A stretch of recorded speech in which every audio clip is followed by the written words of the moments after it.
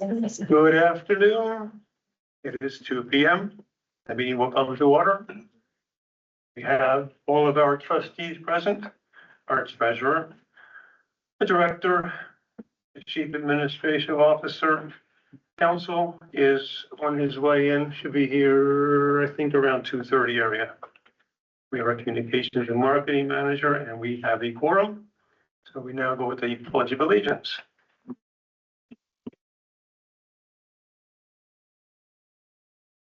I pledge allegiance to the flag of the United States of America and to the republic for which it stands, one nation, under God, indivisible, with liberty and justice for all.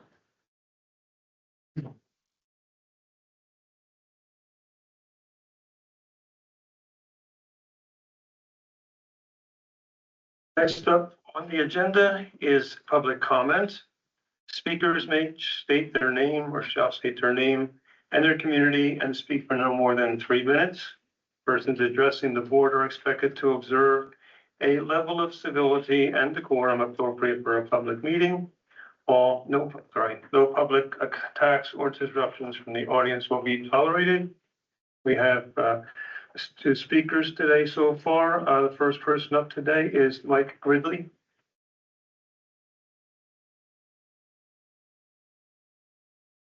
Good afternoon. My name is Mike Gridley. I'm a resident of Kootenai County. I live in Coeur d'Alene, Idaho. I'm here to express my concern about how the library is being operated. I think you are violating state and federal law in the way you are instituting, complying, or attempting to comply with Idaho statutes 18-513 through 18-1517B, and also Idaho HB 710. Very concerned about that. I think if you continue in the behavior you're operating now, it may lead to litigation that could be tremendously expensive for the library. I'm also concerned about the access to the mature content collection. I am a card carrying member of your library. It's a beautiful library. And I attempted to go in there today and the door is locked. And it appears there are no books in that room. So I'm not sure what the story is with that, but that I think would violate existing law for access. Limiting access to that constitutes censorship. I think that violates law. I'm also very concerned about the idea of applying a definition of propaganda as a means of determining what books are used or placed on the shelf and made accessible to citizens, including myself or anybody else, Kootenai County residents. I think that violates state and certainly federal constitutional law, and if not changed, could lead to some very expensive litigation. Finally, I want to point out that I think your agenda is tremendously deficient under state law. Under state law, an agenda for a public meeting, certainly one that contains action items, must state more detail about what action is intended to be taken. For example, a director's report should have detail about what is going to be discussed. Further, on this agenda, for example, number 13 is a modified director contract. The packet doesn't include the contract. The public has no idea how it's going to be modified, what the existing contract is, or what changes are going to be made. Again, without the agenda giving sufficient notice to the public, it would be subject to being challenged. Any action you take would be subject to being challenged by someone who wants to challenge it and force you to go through steps to correct those things. So again, I'm very much concerned about this, and I'm going to give you this notice of my concerns. Thank you for your time. Thank you, sir. Next on the agenda for our next speaker up is Michelle Libbert.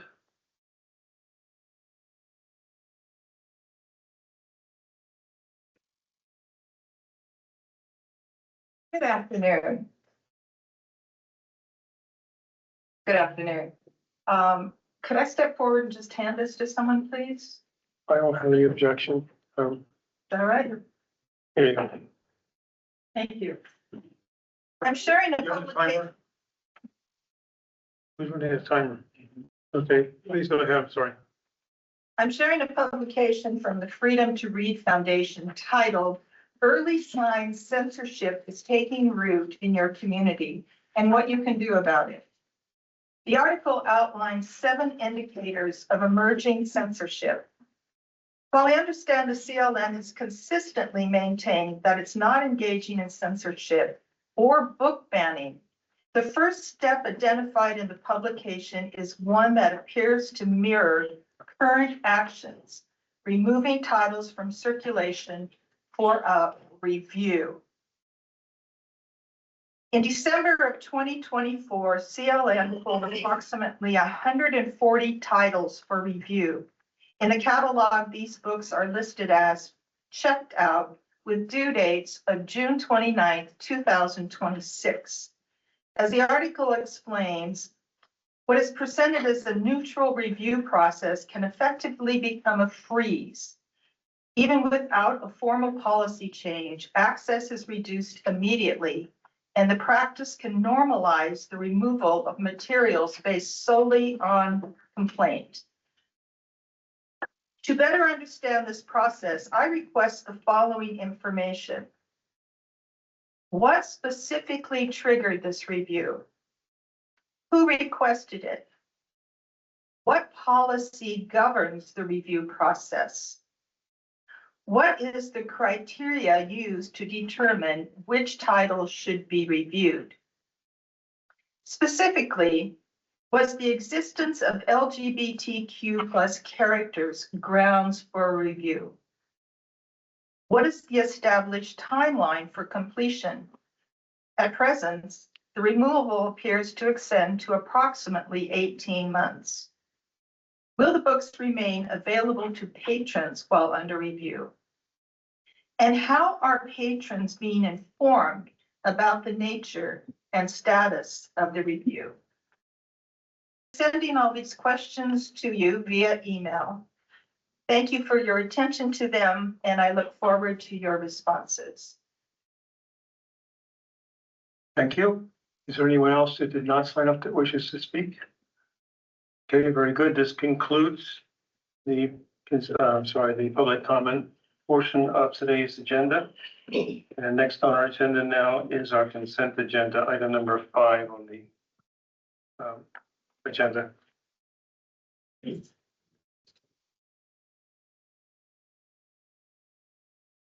we had part of it with our packet, and the table packet had the special meeting minutes. Can you look at those, to review those?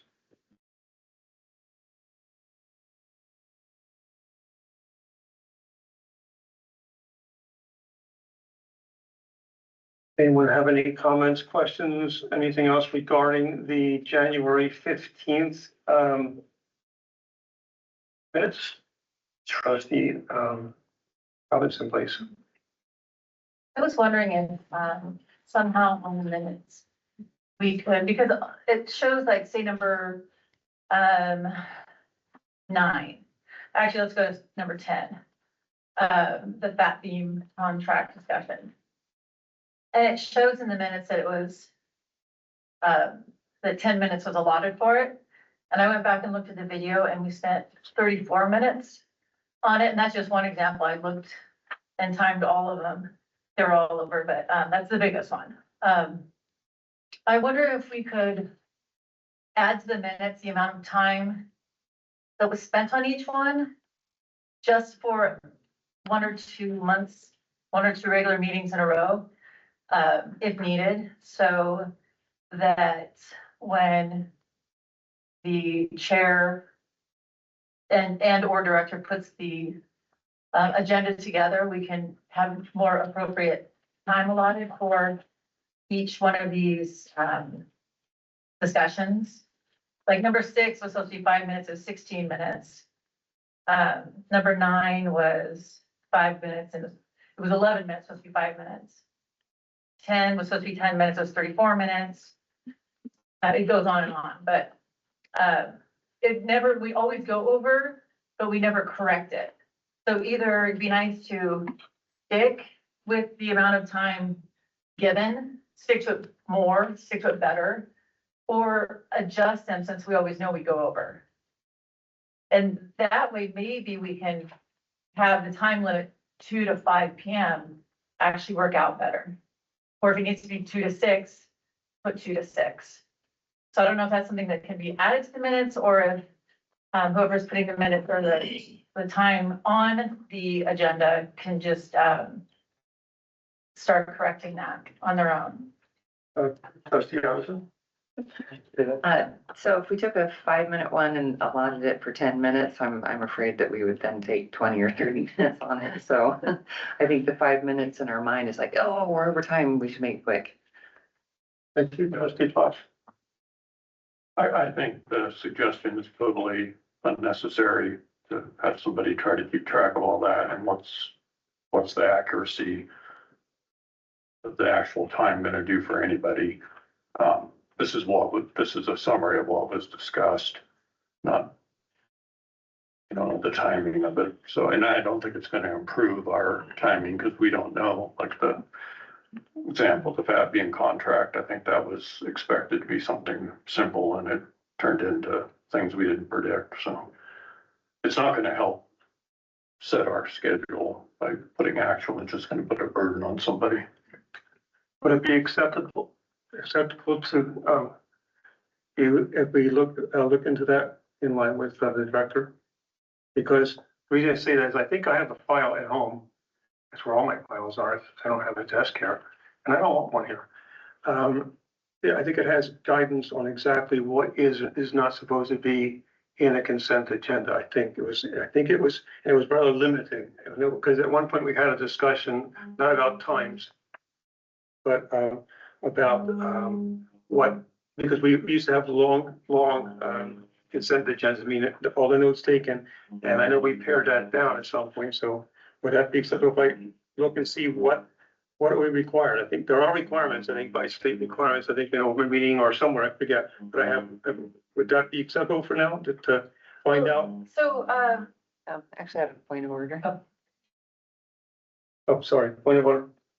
We are off topic. We're supposed to be on the consent agenda, so I apologize for my part in that. Something like that could probably be brought up at the end as a discussion topic for the future. I'm not sure if that constitutes a point of order. We're not violating any parliamentary procedure at the moment, but you can certainly speak next without it being an actual point of order. So, and I considered that where I should bring that up, whether it's now or the new items. So I don't really care how it gets done, but I would like us to, whoever puts this together, to be more mindful of the time limits they're putting on it, and maybe, because we didn't used to have time limits, they were put there because things were going over. And now that they're there, they're completely ignored. So I just would like somebody to be able to keep us within the 2 to 5 o'clock or extend it 2 to 6 o'clock. Because if people think they're getting out at 5 and schedule other things, and they don't get out till 6:30, then it's difficult for everybody, audience and everything. Trustee Fox. I had a point on the item 11 of the January 15th minutes. I don't know why we didn't complete this job description. We were going at it paragraph by paragraph or sentence by sentence. And I think there's some things missing that we changed, and I don't know that this is even accurate. I would rather not get into this kind of detail of a piecemeal. I'd like to just strike this section, maybe just replace it with again, review of the document.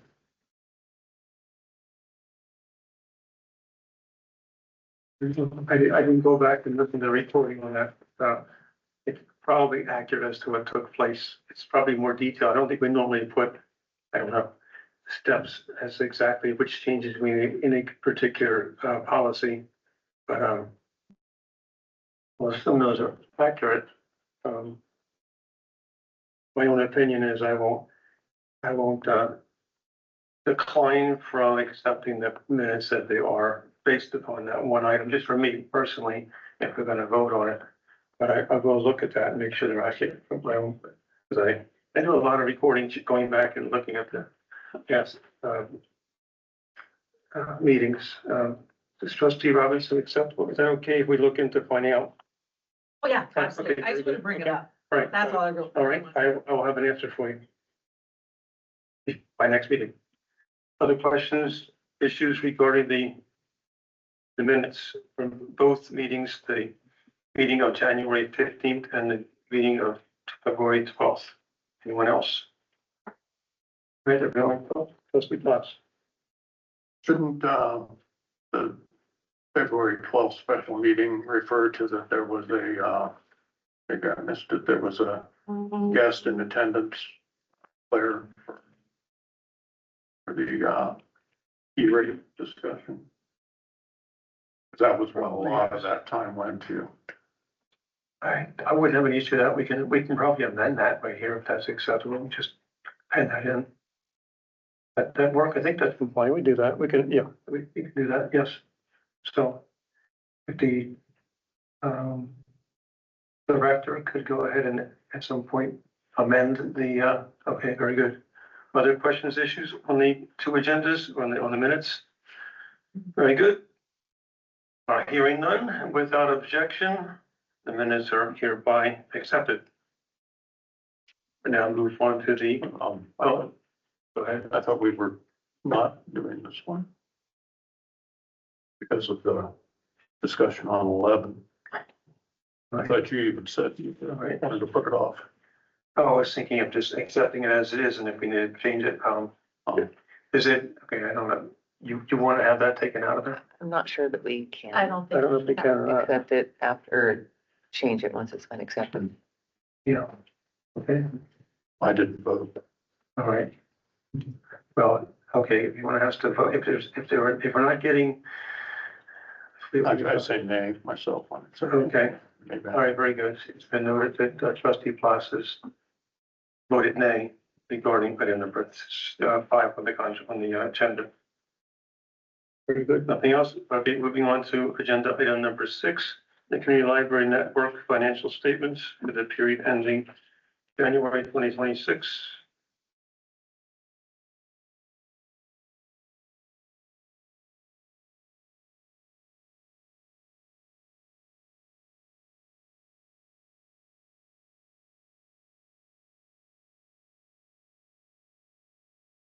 Trustee Plas? One basic question is, 635 telecom and 760 telephone. I think I've asked it before, but I would like the clarification. What's the difference and what are those two pertaining to? I don't think it really says. 760 telephone and 635. 760. Telephone. 716, what else? Well, 760 is telephone and 635 telecom. So it says communication lines between libraries. Is that telephone lines? If it's not or if it is, why isn't it under telephones? And if it is telephone lines, why do we have telephones? Director, wish to respond? Oh, yeah, so telecom is the term in the GL code there, which is referring to all we're talking about with Skype. So it's that connectivity is telecom. Telephone is our in-house telephone we have in each branch. We also have telephone providing the cell phones, the handful of cell phones that we have. Yeah, so personal phones, personal desktop phones of the staff, the handful of staff that have cell phones, and then there's the hotspots that we provide for the public. With subscriptions with Verizon and T-Mobile, that's changed over time. So those are the categories that absorb, telephone. Telecom is the term being used for the connectivity that we're currently talking about in regards to packaging, so all that. So what is 630 internet access?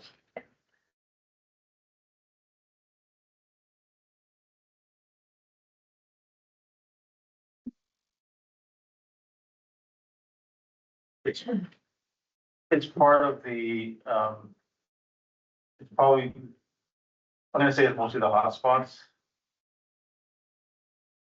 We're unpacking it, but Yeah. chief administrative officer. Without objection. Please go ahead.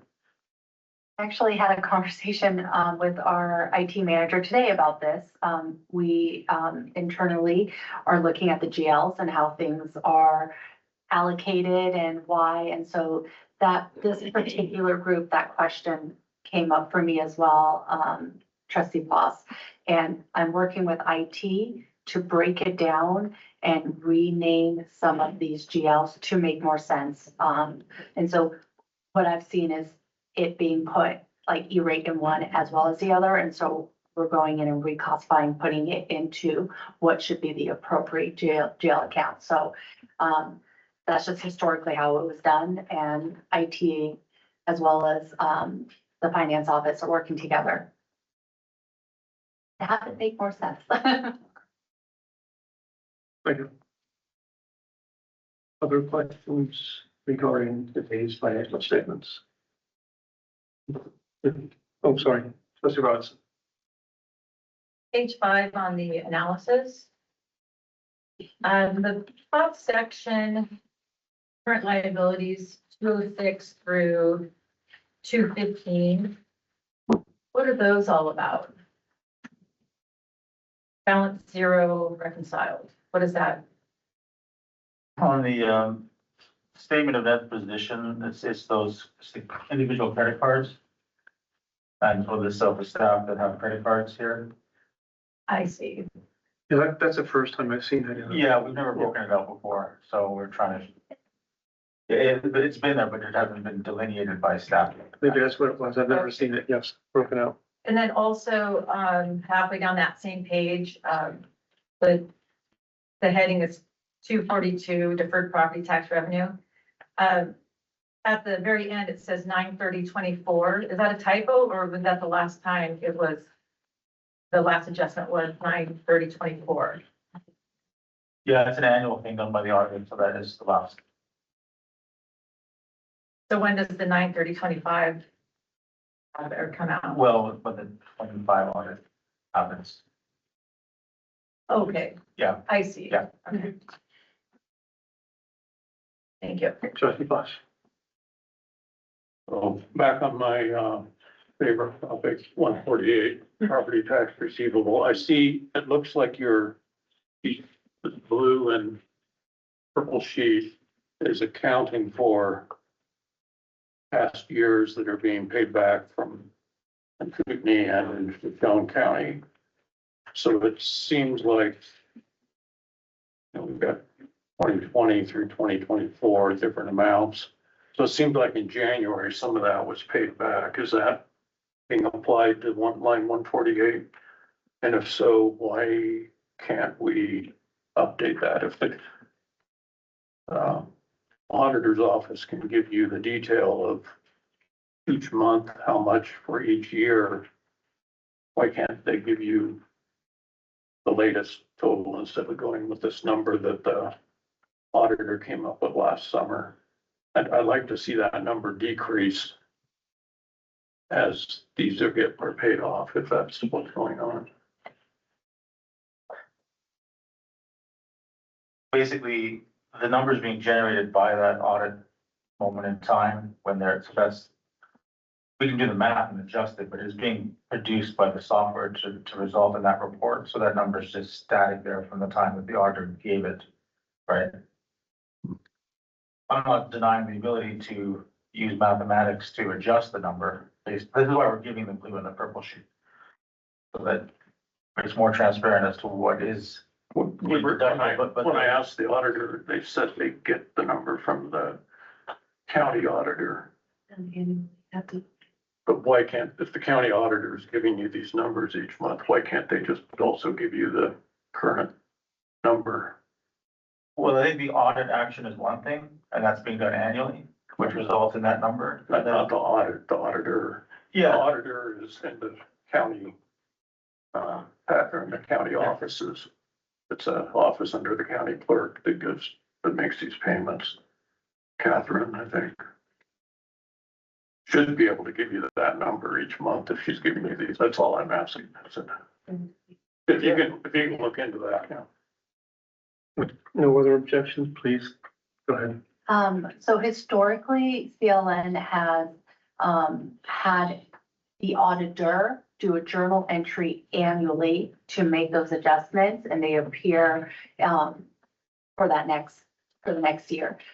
So historically, that number stays there for a year. We can change it, but there's a lot more to it as well, and other things we're also working on trying to, as,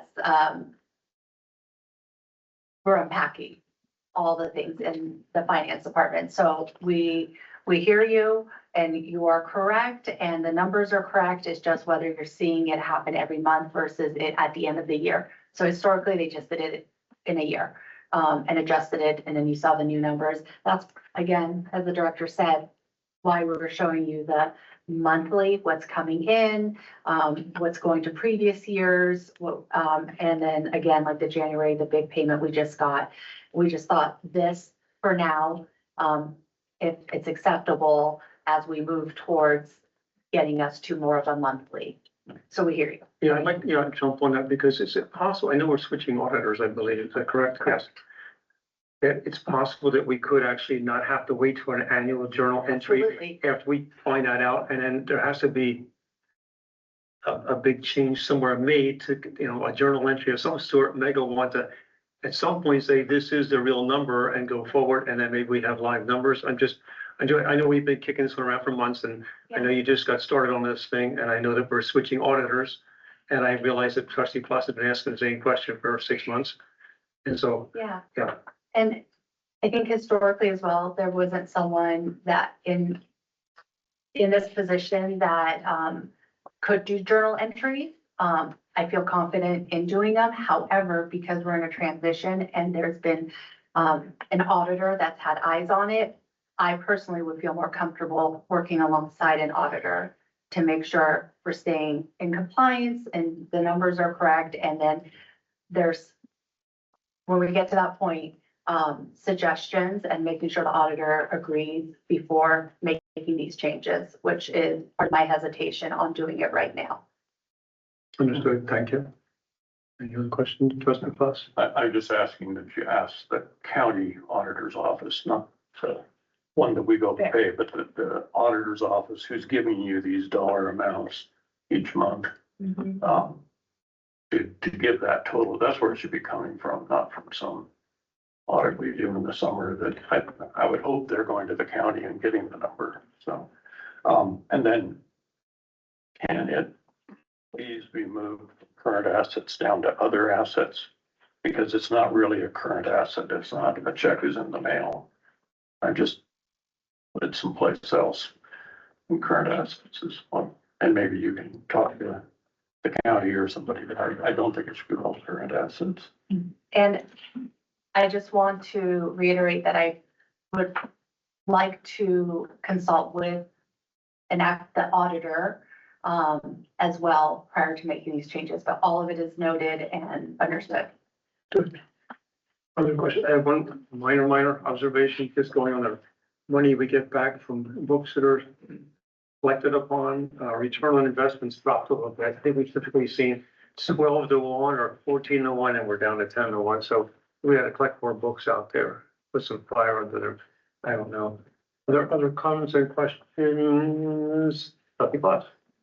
The very last line item, discretionary, it's a footnote for GL 110, discretionary employee benefits fund. Guess I didn't go back and look at my past notes, but I thought a significant amount of that was depleted for the change in medical insurance. Is that showing after the medical insurance has been taken, or No, it's still the number before. It's not the- that's the number? That's the number that was first generated, hasn't been adjusted. So it's not, It's not that, it's yeah. a smaller number, that's what I thought. Okay. Other questions, comments? Hearing none. I wish, did you call it? Yep, guess we can go ahead and accept the, without objection, we'll accept the financial reports for the period ending January 31st, 2026. Move on to the next item on our agenda today. Let me see where I am. Here we are, the collection, okay, we have a report today. The next item up is item number 7, Collection Development Department report. And I understand our special guest today is Rachel Dykes. Thank you for coming out here. Okay, thank you. I will turn on the mic, but I'm used to standing up for presentations. Can everyone hear me in this room? Okay, hopefully everyone will be able to hear me everywhere. So I'm going to be speaking about collection developments. I'm the new collection development manager. So we're going to start with an introduction to me, then an introduction to collection developments, then an introduction to the conclusion, question mark. I wanted to keep my theme going, but we're going to get to the Q&A section. So we'll start with an introduction to the one, the only, Rachel Dykes. There we go. I was born and raised in North Idaho. The only house I remember growing up in is in Rathdrum. I attended private religious schools in the area. So that picture of me is my first day of second grade. I attended North Idaho Christian School in Hayden from kindergarten all the way up to 8th grade. Then I transferred schools and attended Classical Christian Academy for my high school years. So that's 9th through 12th grade, or if you're familiar with the classical education system, you'll know that that's the last year of logic and all 3 years of rhetoric.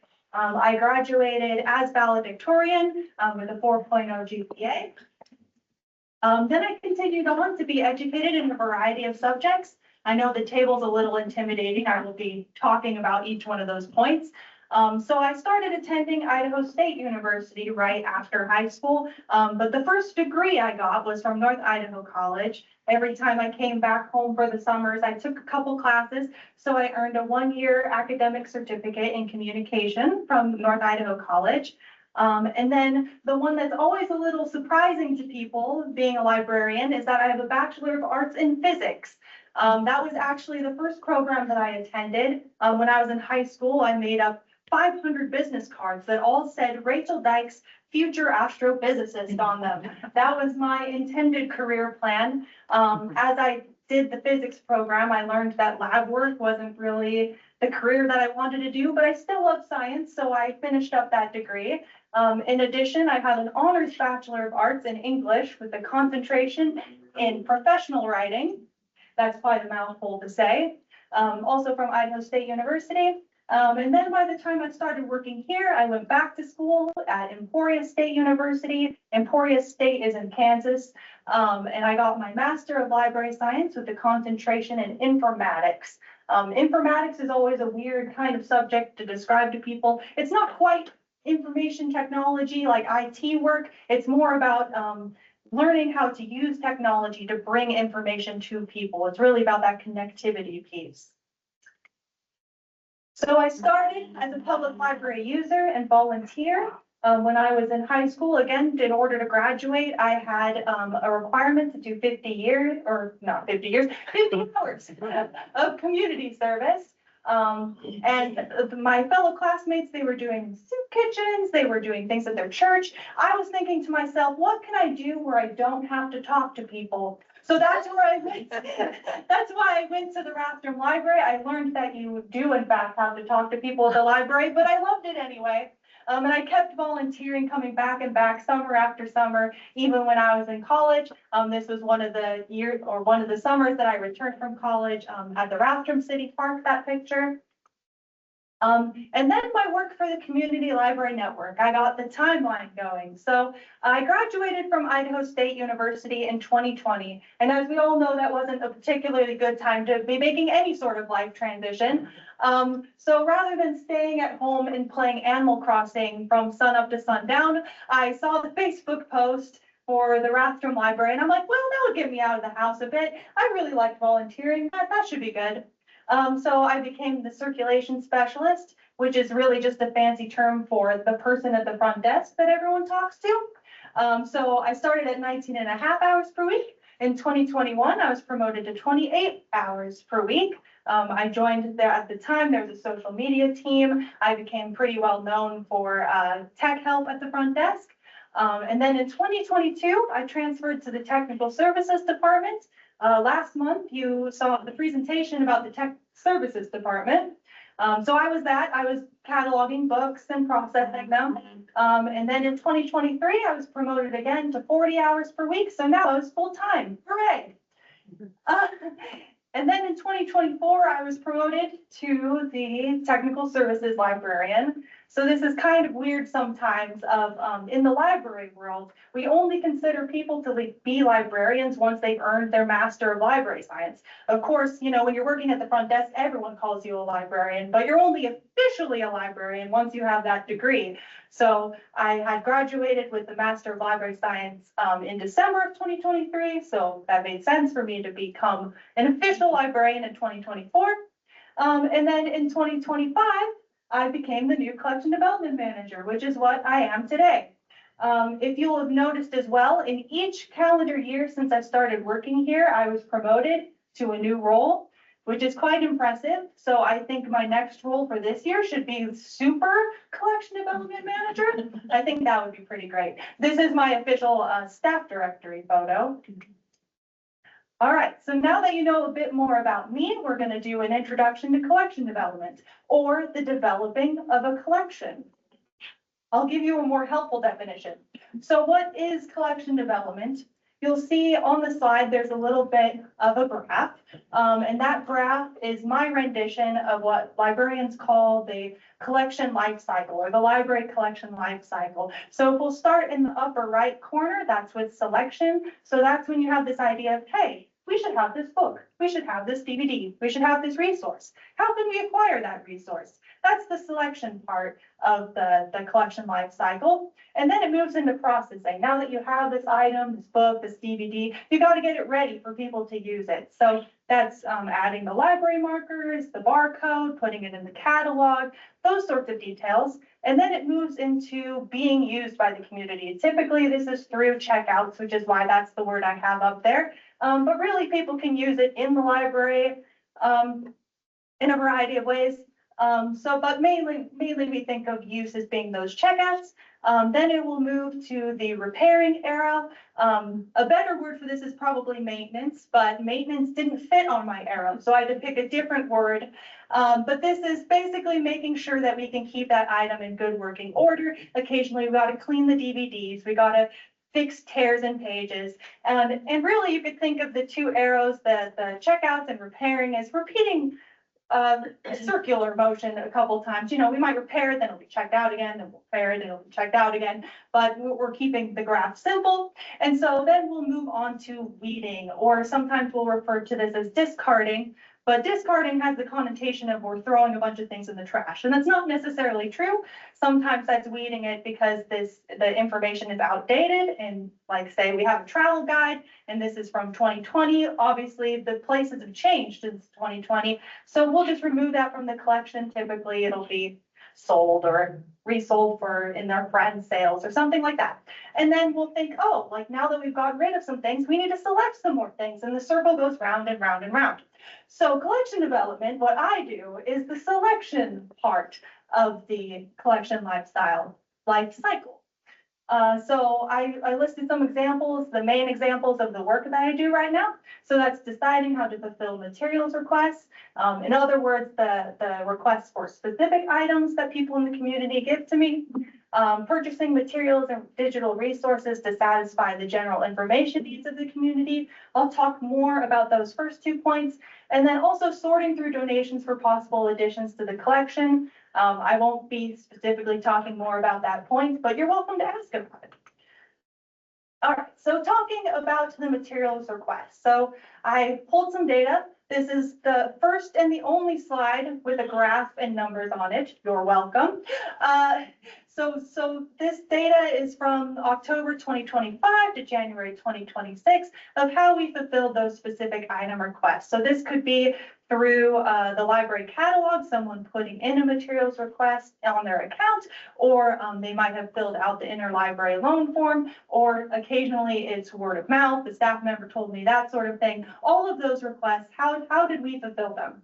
So we can see that the main number, the biggest chunk, is that materials requests were fulfilled by adding something to the collection. So 1,952 requests were filled this way. This isn't necessarily the number of items that were fulfilled or that were purchased or added. Sometimes multiple people be like, hey, I want the new Saging Box book. And so one book would fulfill 5 different requests.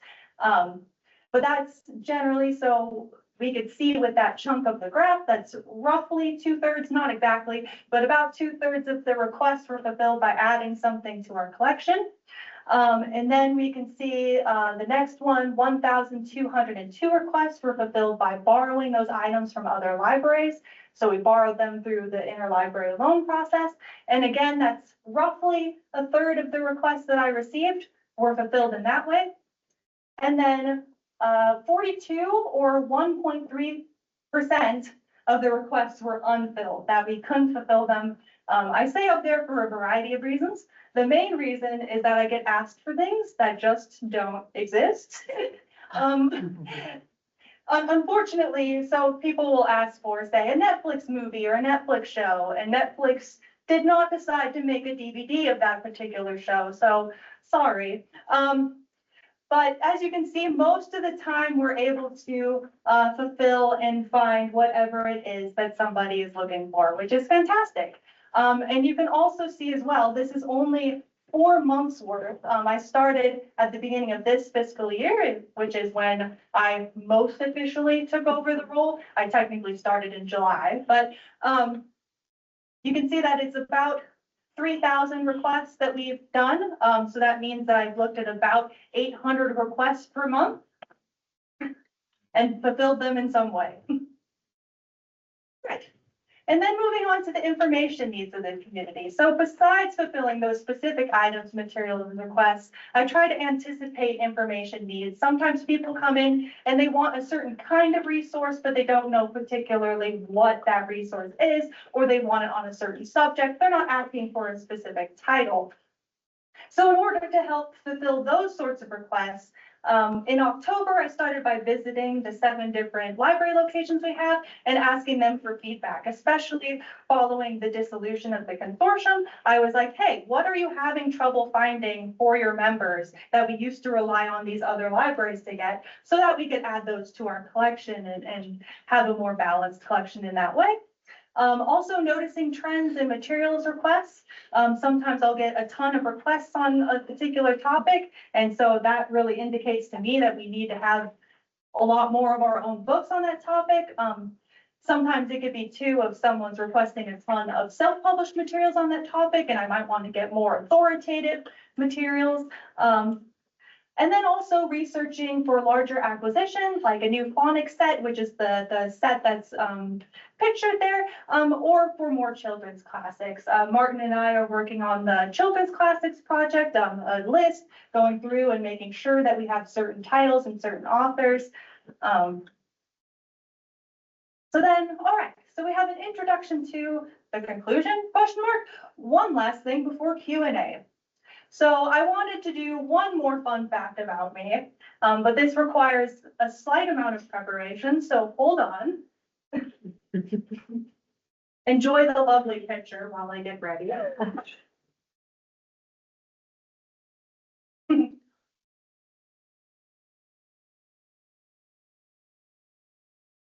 was a slight bit more prepared for this, but we're almost there.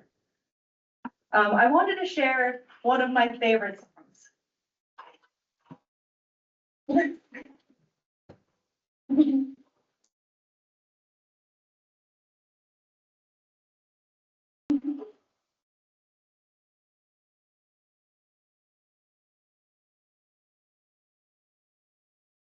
Keep rolling, rolling, rolling, though the strings are swollen, keep them doggies rolling rawhide.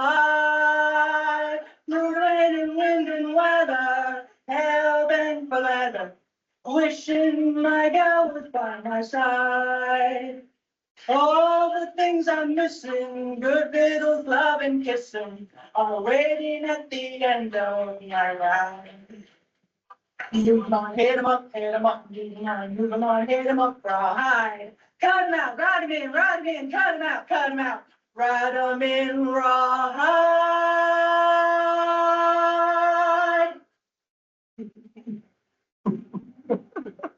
Keep moving, moving, moving, though they're disapproving, keep them doggies moving, rawhide.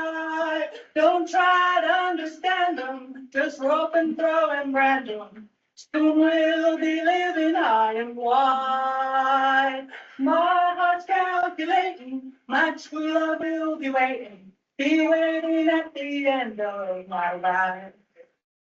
Move 'em on, hit 'em up, move 'em on, hit 'em up, rawhide. Cut 'em out, ride 'em in, cut 'em out, ride 'em in, rawhide.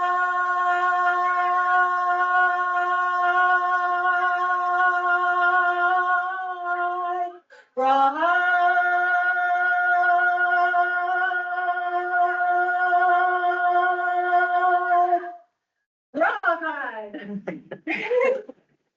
Never clap in a presentation. All right, thank you so much.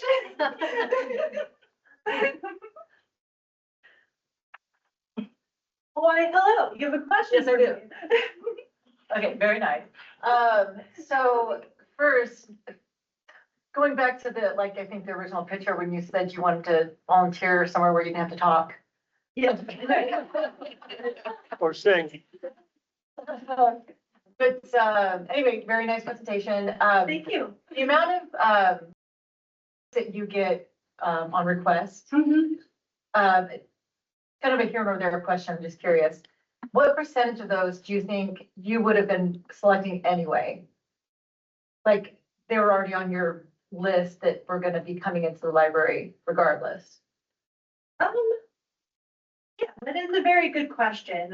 Yeah, so sometimes it could be, like, again, like the example I gave was the CJ Box book. Yeah, most likely we were gonna get it anyway. Definitely, like when I first started, we weren't looking too much into pre-orders. We were just trying to satisfy the requests that we were getting, right off the bat. Yeah, I guess I don't have like a specific number for you, but I would say there's a fair chunk of requests, like we could say 20, 30 some percent. That would have been something that I probably would have gotten anyway, regardless of whether we got the request or not. But it's always nice to know that someone specifically is interested in it before we get something, yes. Thank you. Okay, so the class. Very nice presentation. I Well, thank you. wonder what your father would think about it. Maybe you've seen it. My question as you were talking is, it sounded like you were concentrating on request, I keep hearing request and all that. Sure. What about, I think there's something like 25,000 volumes or items that, or am I way off, that CIN was providing Mhm. that we want to get? Those aren't requests, or is that requested by the director? Some of those have been requested specifically. But are they on your list? Do they come in as a request from the director, or how do they get on your list of getting these other items? Patron. So are you asking how requests work or how like the specific like CIN items? We know that CIN was Yes. providing Right. thousands of books. Sure. We know what they were. I hope we aren't waiting for some parent to ask for a book. Or we know what they are, can we just go get them? Because that's what we wanna be doing. How does that get on your radar or your list, is all I'm asking. Yeah, so as we were So when the consortium split, we basically duplicated the instances of the catalog. So we had still all of the items in there that used to belong to or to CIN libraries. So as we were deleting some of those out, we were like, hey, like we really need to get our own copy, especially, you know, if it was something that we didn't own, but like a bunch of our members had holds on it, we went ahead and purchased our own copies.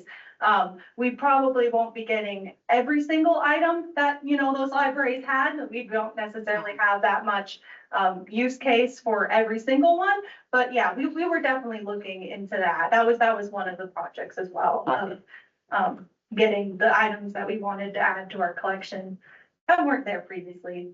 Okay, thank you.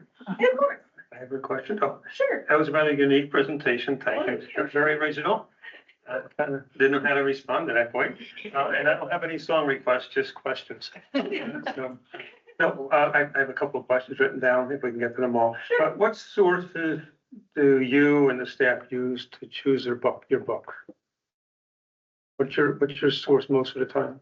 Yeah, so are you asking like where we purchase them from or No. what we use to discover Yes. them? What we use to discover them? So a lot of times our main vendor is Ingram. So in the cases, say like someone Okay. like, oh, I want a book on this subject, I might search just in the search bar of our library vendor and just see what sort of books that they have on the topic. Of course, we'll look into professional reviews as well. Okay, I'll try and my next question more or less. What percentage would you say of the books that are purchased are being requested by patrons specifically versus ones you buy because you think those are of interest to the community as a whole? Yeah, so because we get, and as I showed you with the graph, so many requests, I would say it really does lean more into those specific item requests. And then, yeah, so I guess if I were to throw out a very, very rough approximate number would be probably 75% would be those specific item requests, and then maybe 25 that I'm adding in based on those trends that I've noticed in subjects, or yeah, just things that we might be interested in. It's more than I thought it would have been. Yeah. Yeah, opposite. Okay. Somebody else have a question? I want to take them all. Trustee Plus? I'll just fit one other in. If you're looking at Ingram's, you might be limited on children classics. I don't know, but I know that there was a new publisher that started a business and he's publishing Huck Finn and children classics, or his company is. I saw him on the Steve Bannon show. It was a guest, and I should have written it down, but I don't know the name of it. But I know there's a publisher that's doing these old books, so you don't have to go buy them from a used bookstore. But are you aware of other sources like that? Seen a couple publishers that are along those lines. We don't exclusively get from Ingram, but that's often our starting point. Okay. I had 5 questions. I'm gonna just go with one more. I don't want to hog them all. All right. I had written them down ahead of time. But does the staff review the minor's book? Let me see. Each minor's book upon receipt to ensure it's in compliance with CLN's material selection and acquisition policy for minors. We don't do a complete review of every single item. Okay. All right. So it's not necessarily read through by staff. It's just. Yeah, most of the time we'll go with what we're given based on the publisher. Very good. All right, thank you. Anyone else have questions? For Rachel? Oh, sorry. Go ahead, please. I just wanted to say thanks for the memorable presentation. Of course. All right. If no one else has any questions, thank you, Rachel. Appreciate it. Thank you. Very good. Thank you. Thank you as well. And for the next song, we have the director. Please go ahead. I don't have a hat. Oh, you can borrow the hat. Yeah, can you add? Thank you, Rachel. That was great. Yeah, just so this will be brief, just a few updates. Again, I want to reiterate, it's been great to be able to establish a collection development department. That was sort of one of my objectives when I first got here, to separate it out from technical services. And now that you've seen those 2 presentations back to back, I hope you start to get a sense of they're kind of the pillars of the profession. Technical services, collection development is really what librarianship is built upon. So I also look very forward to working more closely with with Rachel because it's important. One of the other things I'm working on, which you all know, is the district office. So Rachel and collection development, tech services there in Hayden. My office is across the hall here, so my ability to work closely enough with some of these departments is hindered by that sort of separation of the district. So, I just speak to trustee Hanley's question that I'm not in the same building where all the folks are coming in, right? So one of the great benefits of having a district office, the one that we're certainly excited to move into, is to all be in the same place together, to be able to work more closely with, reception of material, technical services, how we handle things and courier and everything. So yeah, it's quite positive. Looking forward to that. Regarding some other collection development things, confident that we're on target to complete the minor collection project by mid-May. So we're looking forward to being able to announce that month. After that, we'll start looking at the general collection, and that's more in relation to creating a sort of consistency across the district as far as classification, how we handle something we would call a genreification, I guess, where, if you go to a bookstore and you see all the westerns here, all the romance here. That's not something libraries do, but sometimes we dabble in genreification rather than just basing everything on the author's last name and alphabetically. So, but we're trying to create a consistency across the district. So when a patron goes into one library branch, they'll see a similar way that things are laid out versus, specific to that branch. So that'll be another project coming down the line. We are finalizing the processing part, and again, thanks to Rachel for that little life cycle circular graph there. So the processing part for the mature content collection, we're just finishing up some of those parameters of how those will be processed, with the labels and the call numbers and stuff. Once that's done, that'll make any future relocations much more expeditious. This one obviously has been a bit slower. It was the first time around, but once all these things are in place, that process will be much quicker. And I just want to mention, I've met a few times with the Kootenai County Genealogical Society, and we're making some improvements to their collection space in Hayden. And I just want to throw it out there now, but I do feel that it's a really important partnership that really speaks to the core of what a library is, to be able to hold that kind of a collection. So I am definitely willing and eager to support their enduring presence in Hayden. It's a great collection. It's really important for the community. So, and it's nice. Librarians are always very happy to have those kind of special, important collections and to be able to hold them. So we're very supportive of the Kootenai County Genealogical Society and look forward to partnering with them in Hayden branch. A couple of human resources updates. There's a new chief administrative office that's been established. Yasmin Harris is the chief administrative officer overseeing both the finance and the human resources department. A new public services manager position has been established, and I'm happy to announce that the promotion of Nick Madsen into this new role. Nick has been with the Community Library Network for 20 years, most recently as the library supervisor of the Hayden branch. He will be joining the district staff and taking a leadership role in achieving the CLN's public services goals. I'm also happy to announce the promotion of Chris Thielen to replace Nick as the library supervisor of the Hayden branch. Chris has been with the CLN for 5 years, most recently working as the adult programmer at the Post Falls branch. And then just an update on the district office. Exhibit B, which was missing from the last time we looked at the lease, has been received from the owner. Contractor is awaiting final approval from the city as far as renovations inside the building. We're still shooting for an April occupancy, and some district staff will go right away. My office, chief administrative office, facilities, most of the Post Falls one will go right away. The more complicated moves of technical services and programming will probably happen throughout the summer.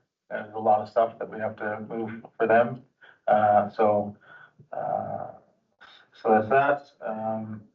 Oh yeah, and chief administrative office and the district programmers were on site yesterday. So every department that sort of needed to see it ahead of time to kind of give input to how things can work have been on site and had a preview. So that's good. Things are moving along. And like I said before, it's going to really establish a better unity and efficiency of work for the whole district. So that is it for my report. Anyone have any questions or comments regarding the director's report? Very good. Finishes that item on our agenda. We now jump down to item number 9, the fat beam contract discussion and action item. And it appears that council will be addressing, I don't know.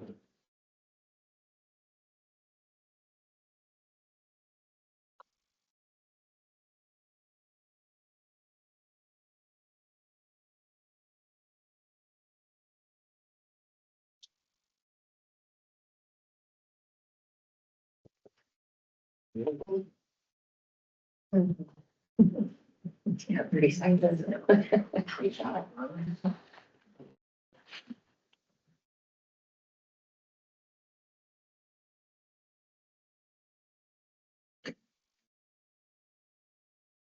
Hope we don't have to read all these pages before we get talking about.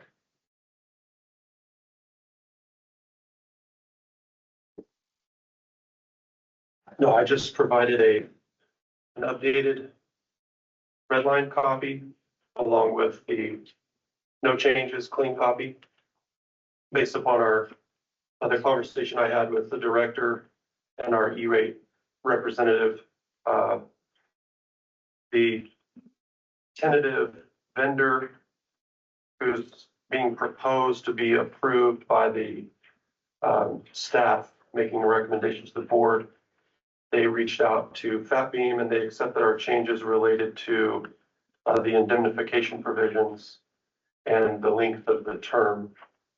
And then they were somewhat concerned with my amendments to paragraph 19, which were done with the purpose of complying with Idaho constitutional provision, Article 8, Section 3, which limits the library to its appropriations for that year, its income and revenue, and you can't exceed that. I had some concern that the way their term was written with automatic renewals and then a penalty provision if we decided not to renew, and it would prohibit us from getting a similar service within a 12-month period.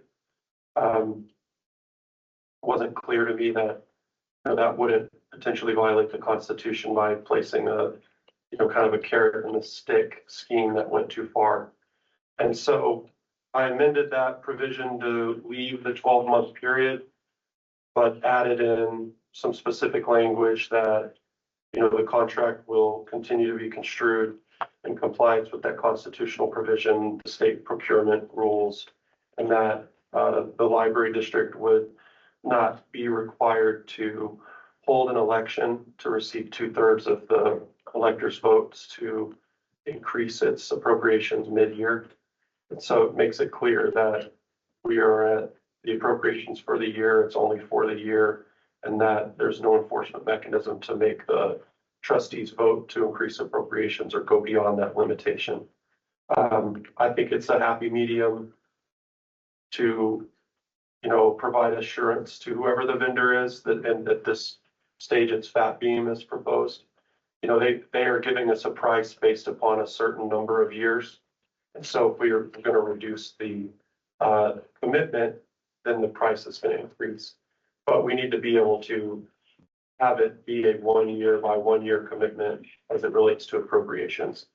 So those are the red lines that I included on this updated draft, and just cleaned a few other little things up I noticed in their MSA that they provided to us.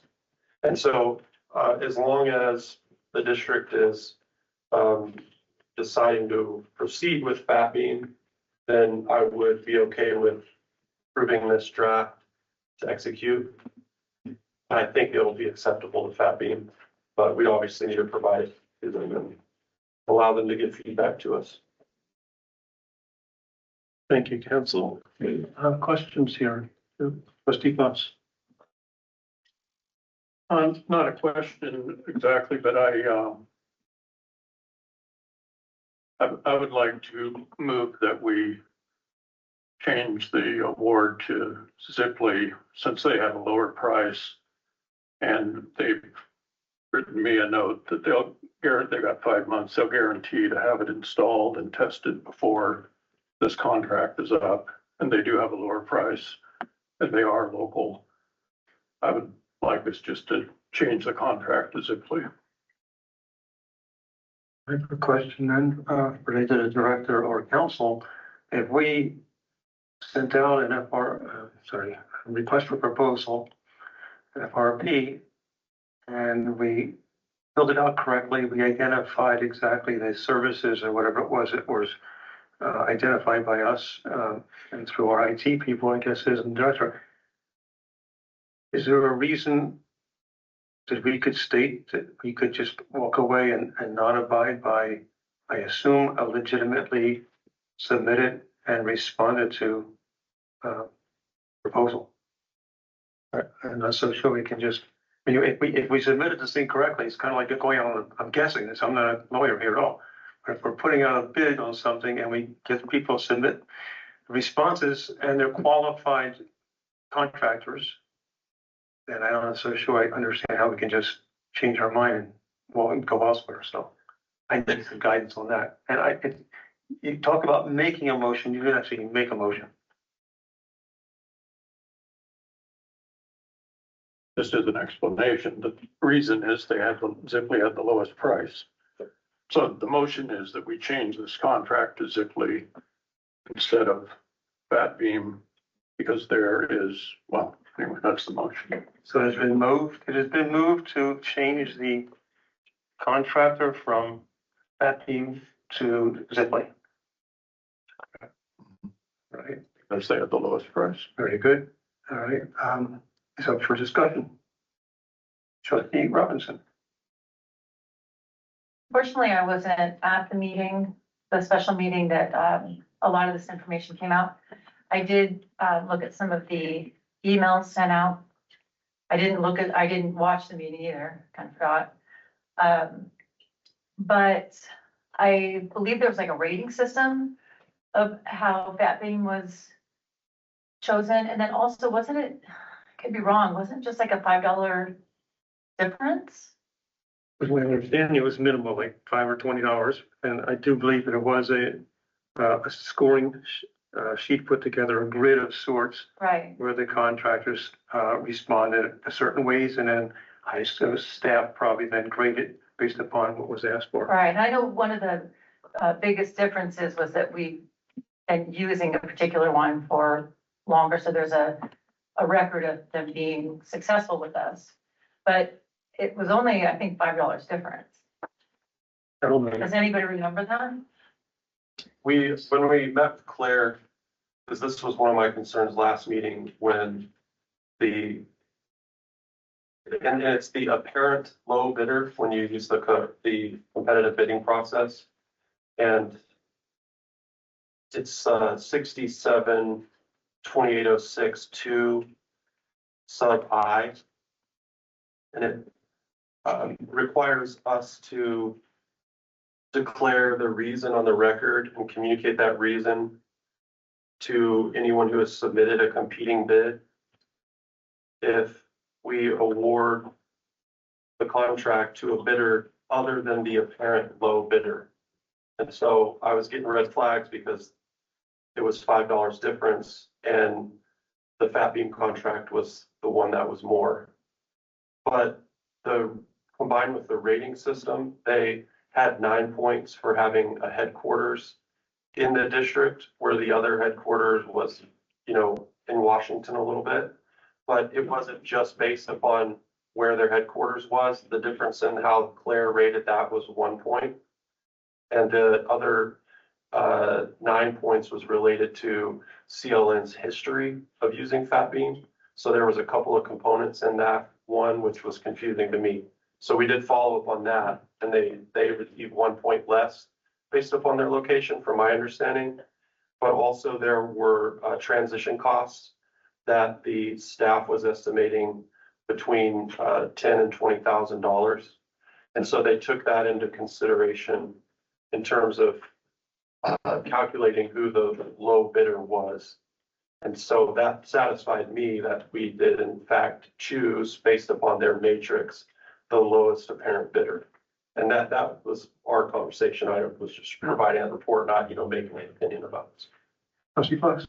So the 10 to 20,000, I went back and watched the video. That was the estimate if the new provider didn't have the service hooked up and we had to go pay month to month a much higher fee than we currently are.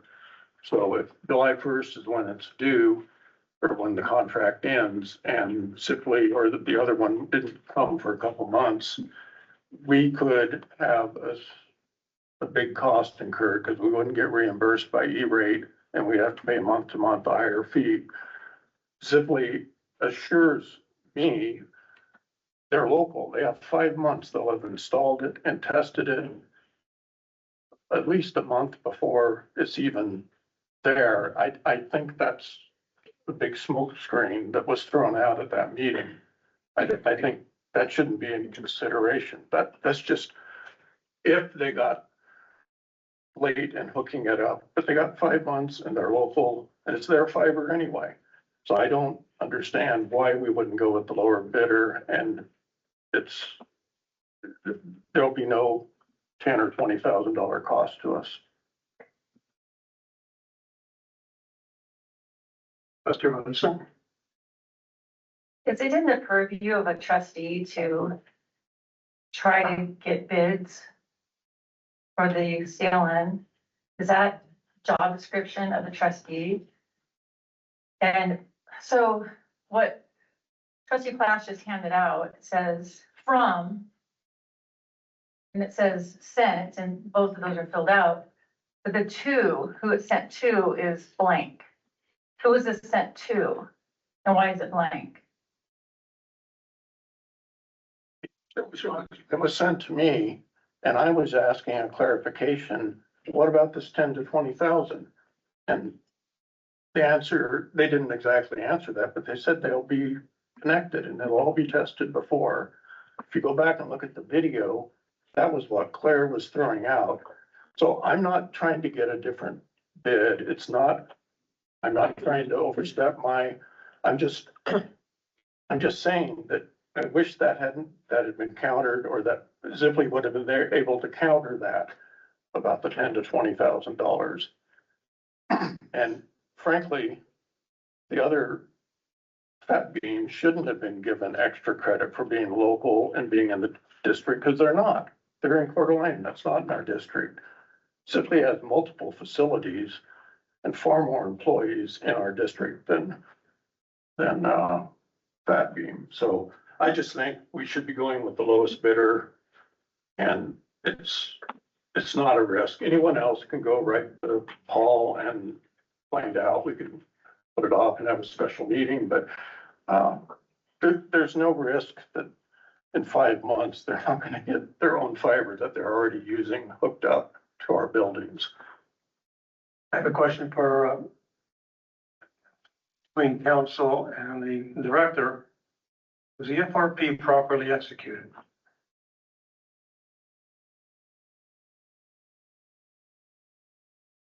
As far as I can tell, the staff at CLN proceeded under 67-2806, making a request for proposal, which allowed them to utilize that process as an alternative to the competitive bidding process.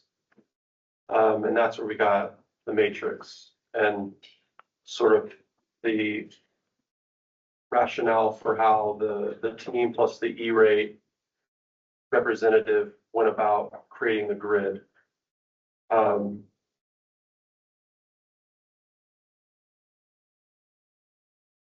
If you're going to change who you select, override the staff's recommendation, I certainly would advise that you make specific factual findings and amend that matrices if there's a justification for it, if there was an error, if it was incorrect. But unless we can justify a change to that analysis, those were the rules of the road during the procurement process, and it would be inappropriate to change the categories now, this time. And if we don't consummate this procurement process, it's highly likely that we'll miss the E-rate deadline and not receive federal matching funds for this calendar or fiscal year as it relates to the E-rate cycle. So we'll have a year without, I think it's 70%. And the term related to that transition costs is what Claire was saying, that she was allocating that to redundancy, which is something that you can't really calculate in terms of, you know, your E-rate and your E-rate reimbursement. And so there's just kind of some hard costs that the federal regulations want us to stay away from when we're looking at how we're structuring our E-rate reimbursement scheme. Thank you, council. Other questions and comments regarding the back payment contract? Let's see, Yeah, I would like to consider other options, but given the timing, the E-rate deadline, I'd like to just go with the staff recommendation. I think that would be wisest at this point. Thank you. Other comments, questions? Some point, if someone wishes to make a motion, you may. I did. Okay, on the table. I'm sorry, I forgot it already. To move to. I made a motion to That's right. change to Zipley, That's right. to award the contract to Zipley. There's no further questions or comments regarding the motion to change the contract from Fat Beam over to Zipley. We can go ahead and vote on it. All those in favor of changing the contractor identified for the internet provider from Fat Beam over to Zipley, all those in favor say aye. Aye. All those opposed? Okay. The nays have it. The motion is lost. Now, go ahead and entertain a new motion if someone wishes to. Trustee Patterson. I move to accept the Fat Bean contract. It has been moved to accept the Fat Beam contract.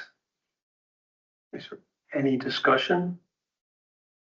Hearing none, all those in favor of approving the Fat Beam contract, say aye. Aye. Aye. All those opposed? No. Have it. The Fat Beam contract is hereby approved. I have a question. Do we sign this right after the meeting here? And is this the copy we work from?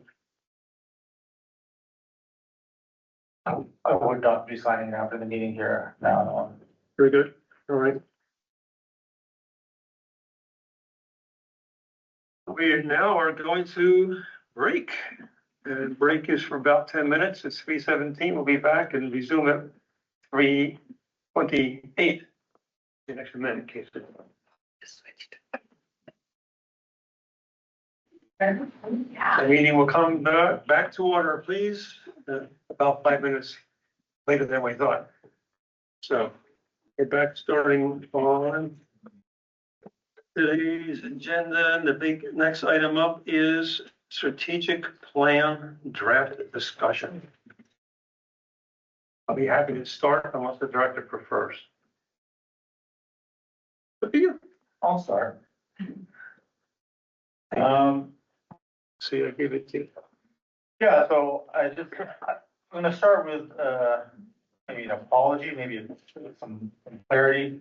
Just in case there was a misunderstanding as to how this process was supposed to work. I didn't mean that, the last meeting or whatever, it was one before that, but when I presented the strategic plan to the board, it wasn't meant to be like the only time that the board, sees these bullet points and has the rubber stamp on it.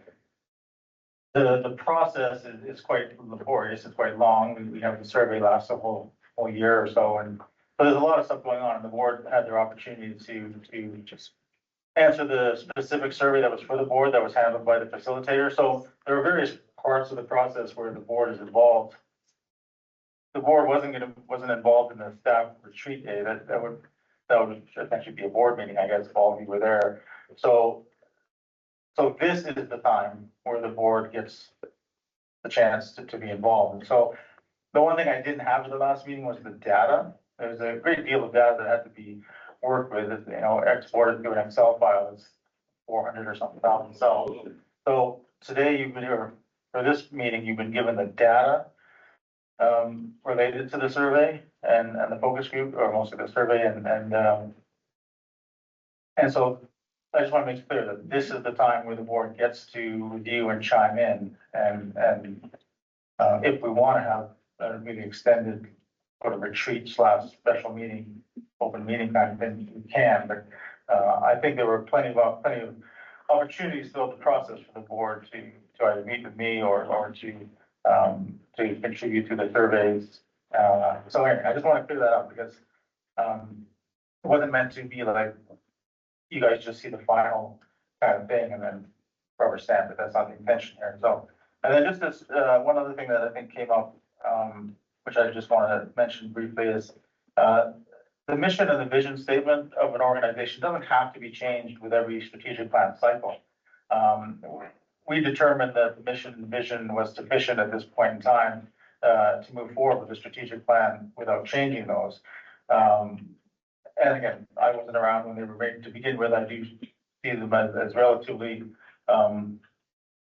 thin. That's the right term. Like one of them is more like a tagline, and don't necessarily meet all the criteria that traditionally might be considered for a mission and vision statement. But to me, that was not really the most important part of this process. It was really establishing a new direction, a strategic goal. That were really what I was after, getting the feedback from the community. If we really want to change the mission and vision, I think it's something you can put into the strategic plan that, you know, within the course of these next few years, we'll look at that. Quite often mission and vision can be tied in with visual identity, you know, so that'd be like rebranding and things like that, which is a big project. And so it wasn't meant to be included as we went through this process. It wasn't really meant to be included in this case. We were establishing a strategic plan, so happy with the mission and vision that we had, that it was sufficient enough to inspire us to keep doing, you know, what we're doing and adding these new things. So I just want to clear that up just in case there was some confusion as to whether the mission and vision should have been changed at this time or not. I think it certainly can be. It could be changed independent of a strategic plan, because sometimes, like I said, it's tied in with other aspects of an organization's visual identity and stuff and branding. So if we wanted to add mission, it was really important to the board to visit the mission and vision. I've been having to throw it in as a bullet within this time frame that maybe leading into the next one, we're saying we're going to revisit that. It's a very big project, and if we were going to do mission and vision at a one-day staff retreat, it's going to take up half that day, you know, to do that process. And when I was talking with the facilitator about it, Michael Wolston, we agreed that, you know, it doesn't have to be done in every cycle, and then if we don't, then we can dedicate more time to working on the goals. So just those 2 points about trustees' involvement and mission and vision. That's all I wanted to kind of start with. And then I'm happy to go through the strategic plan bullet. So one thing you'll notice that in the package you got this time, I didn't include the internal side. So the first one I gave you was kind of just everything that we're thinking about. But the actual public-facing strategic plan is the one we're looking at today. The internal goals, which was one of the strategic priorities of the last packet item, that's separate, and that's sort of internal. It's for our own organization. It wouldn't be necessarily public-facing part of this kind of a document, so it's not included in this one. So anyway, I'm happy to run through it, but Chair Hanley wants to go ahead. Yeah, I have a lengthy prepared statement regarding this entire subject. And so I can write sometimes better than I can speak and bring it out. Trustee Plus, yes? Before you go into a lengthy thing, I was just gonna ask if as part of the process, maybe later, you can go through the director can go through the strategic plan and then point to the data where, so we've got 2 packets. One's the data summary, but show where the things in the plan, what page and where they came from. Is that possible? Kind of on the fly to? Yeah. Okay. Okay, this is a long read, but I want to give you an idea of where my thought process was looking at the strategic plan. I'm going to just read it straight down the way as much as I can stumble through this and much as you can deal with it. 2 days prior to the January meeting, the board was in receipt of the draft version of the, and I put in quotes, strategic priorities and their accompanying objectives and activities, end quote. As best I can recall, the board received no preview or additional data to support or question the draft version that was presented. We did, however, let me see here, have an opportunity to respond to a customized board strategic plan questionnaire. And at the January meeting, I did not feel adequately prepared to approve nor disapprove the plan. I wasn't ready. It wasn't so much I didn't like it, I wasn't ready. I don't think a lot of other people, other members on the board were as well. As elected officials, members of this board have an obligation to listen to our constituents. But listening to and considering the general public and the staff's input does not necessarily obligate this organization to respond as a democracy where the majority must rule. As a republic, it is the representatives who are elected by the people who are tasked with approving the future direction of this taxing district, the CLN. So again, I'm trying to understand where I'm looking at this. It's not like the public, everybody out there asking this. We don't have to do that. We were elected to do it and think this out ourselves. I'm not saying I'm going to shoot down what's in the plan here, so don't get too upset. As I review some of the draft strategic priorities, objectives, and activities, I continually pondered what is the core mission of the library. I was quite pleased to note verbiage from CLN's website regarding the process of developing a strategic plan, that it should be designed to align CLN's vision, mission, and goals into actionable steps, which I'll call a business plan, to assist staff in executing the final plan. I think that we empower discovery, that's a particular quote there we have, would make a fine CLN motto. It's short, sufficiently catchy, and it's certainly not a mission statement, in my opinion. I believe the vision statement, that our vision statement that we have now out there, does the job, which in quotes, it's your go-to place for enrichment, engagement, and enjoyment, end quote. However, I believe CLN's mission statement is totally insufficient. I think it should be much more specific and limiting in comparison to the broad vision statement. Absent a clearly defined mission statement, how does one determine what goals or actionable steps are in or out of bounds? It's in a similar fashion to, let's say, it's not nearly as comprehensive as, let's say, Congress having to create a law that determine whether it's inside or outside the bounds of the Constitution. So how does does the CLN have boundaries or guardrails? What are they? I don't know. I did find the summary data, the survey data summary that we received for today's meeting very helpful to better understand and be more receptive and supportive of the draft plan. I didn't have that information last month, and we got it now. Thank you. While I did communicate with the director a number of overall strategic plan concerns I did that already the last couple of weeks. I still need some clarifications, at least for me, on 5 objectives, as much as time will permit at the meeting. I'm getting close to the end, so you can relax. If I interpreted the survey questionnaire correctly, I found one thing particularly interesting to me. It appears that over 26% of the responses were from outside the CLN's district. That was probably the biggest red flag that came up for me on this. I think let me see here. I think when we consider priorities, objectives, and activities presented in the plan, it's important to keep in mind something one of the trustees from the January board meeting said. Funding for the above will be addressed during each year's budget process. That's helpful instead of saying this is all going to be done. Well, we still have a yes or no. We can still approve or disapprove certain things as the budget cycle goes over the next 4 years. My last sentence. I think the overall product presented is impressive, and I greatly appreciate the work and thought involved by all participants. There you go. That's my starting point. I want you to understand what am I looking at when I pick it up? It's like, okay, well, this is nice and this is nice. Well, I don't understand though.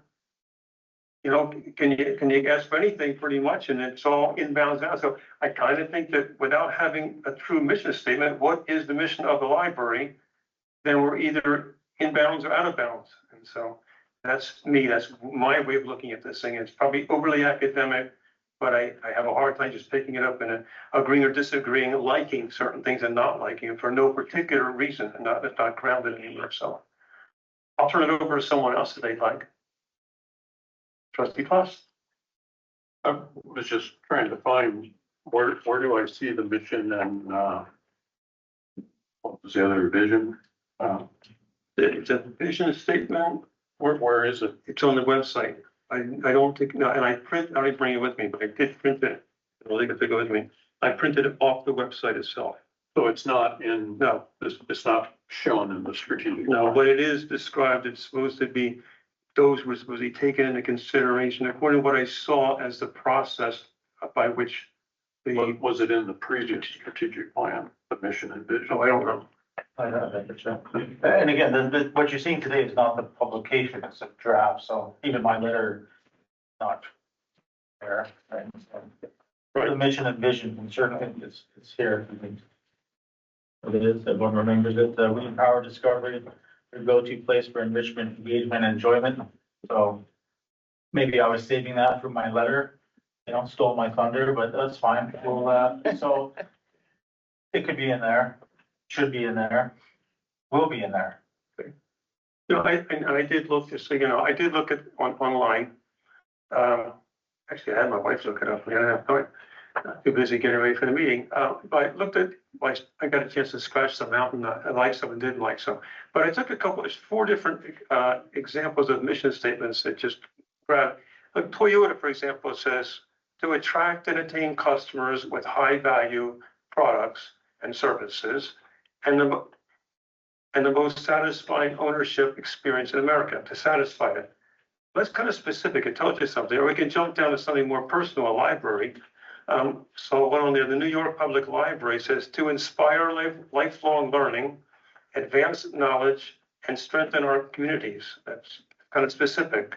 I'll give you the other 2 just because, just let you know, these feel like to me, this is what the mission is of these particular organizations. Or LinkedIn says to connect the world's professionals to make them more productive and successful. It's kind of succinct, but it tells you what their job is. So I'll leave the other ones alone, but so there's my thoughts. Trustee Otteson. So in the strategic plan, I thought there was a lot of lovely and worthy ideas. I would definitely like to work on the mission statement at a later time, because I'm pretty satisfied with the mission statement. But at a later time, just in the interest of getting this accomplished. The large number of out-of-district respondents who had input into our taxing districts. The strategic plan was also concerning to me.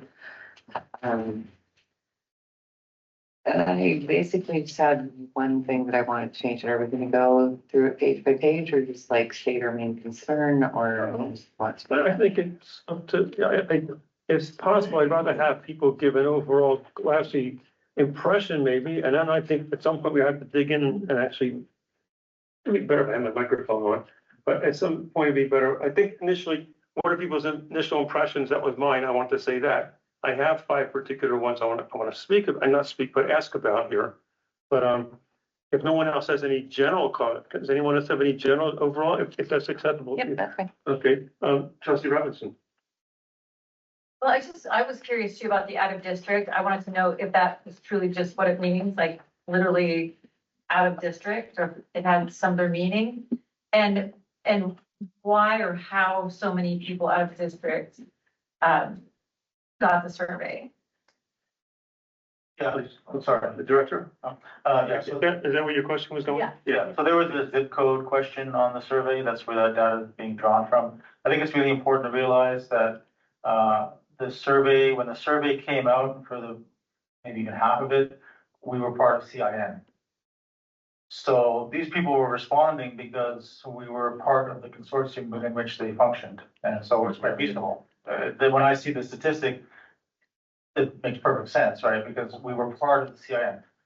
Then the dissolution occurred, the survey continued, right? So, but it's important if you go through the document, and there are certain points where we are focusing on what the in-district responses were, right? So it's important you know that there were a lot of out-district responses, but when you analyze the data, it's fair, obviously, to look at the in-district responses only, or mostly, right, depending on how you want to slice that, but to me, this is just data, so you get to see it all as far as what the numbers were. So they were out of district, it's because of, most likely because of the dissolution.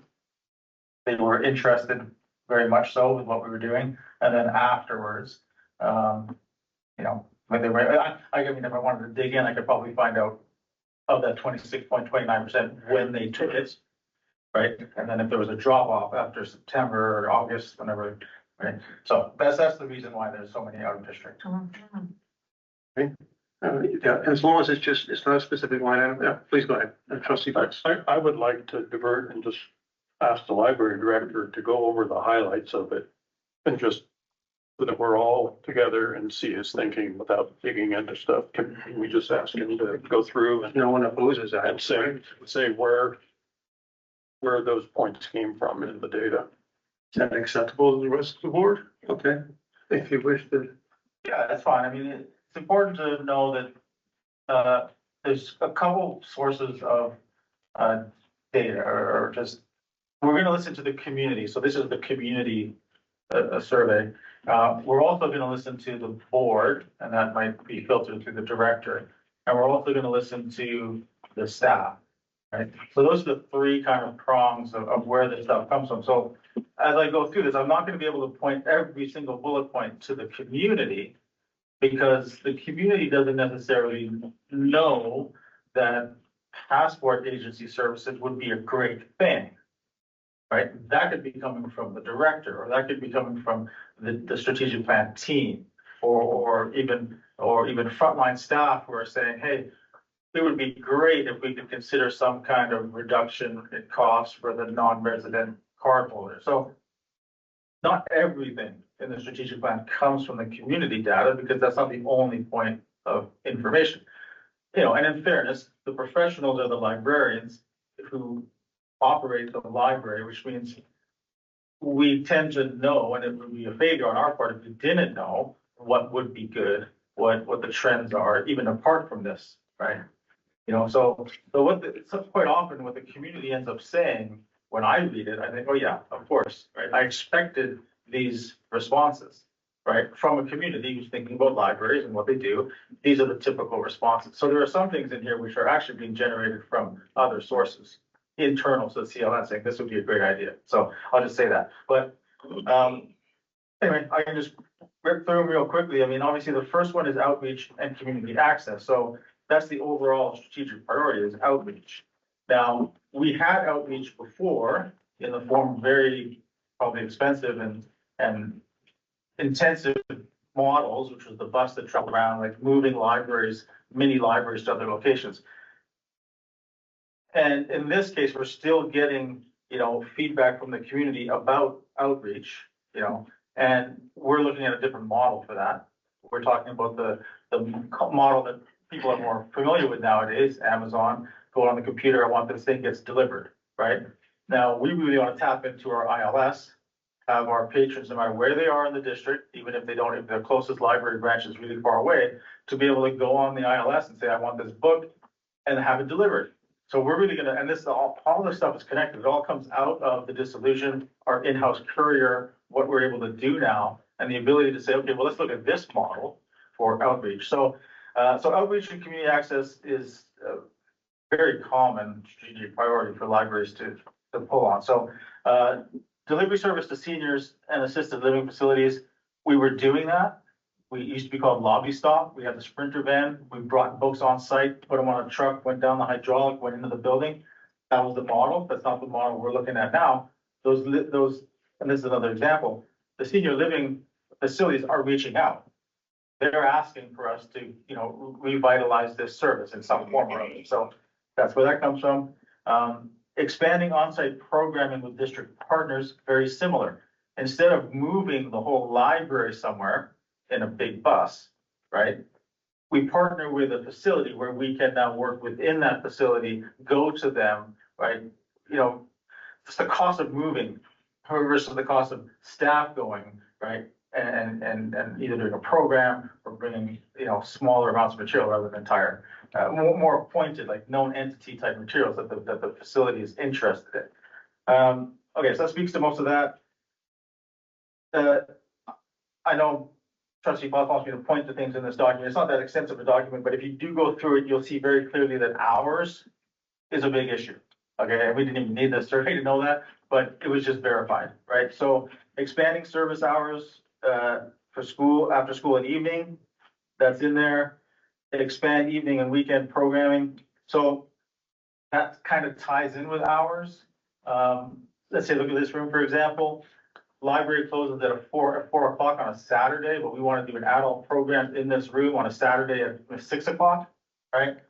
It's changing the structure of how we do things. We need 2 people on staff, so it's a partnership between, you know, 2 programmers. We're going to run it in here. Library's closed, facility's open on this side. So it really ties into facility usage, right? And the ability to expand our programs into hours that aren't directly related to operating hours. So I'll just leave that one there for now, but pickup lockers again, feasibility of seasonal hours, right? I mean, you just want to think about it as Harrison, right? You have a community. Okay, I'll just back up a little bit. Before I got here, the impression I got was that the idea was to match everybody's hours the same, right? And I think it has something to do with budget issues and staffing, right? Match everybody's the same. We do have to, we're a district and we're definitely moving in that direction for a lot of things, but we can't deny the specificity of certain communities, right? So Harrison needs different hours because in the summer, population skyrockets and in the winter it doesn't. We want to look at that. So that's all that's referring to, right? The ability to assess our hours based on the communities we're serving. Okay, you can stop me at any time. Next page, establish notary services passport agency. Where's that coming from? That's not coming from in here. No one in the community said, hey, wouldn't that be great? Okay, but in the staff, right? I've had many people, many of the managers, the branch supervisors say, hey, it would be great. There's so many requests at the desk if we could have notary services. Okay, now passport agency services is another one of those things. To me, it's a big service that if a person really wants to get their passport done, they think, do they go to the post office or do they go to the library? They're going to go to the library, right? So it's kind of a win-win. I don't have raw numbers. We did this in New Hampshire when I was there. Library probably around Post Falls, well, not Post Falls size necessarily, but 8,000 population right next to the capital of Concord, so about 45,000. We made about 18,000 a year on passports. Okay, that's one branch, right?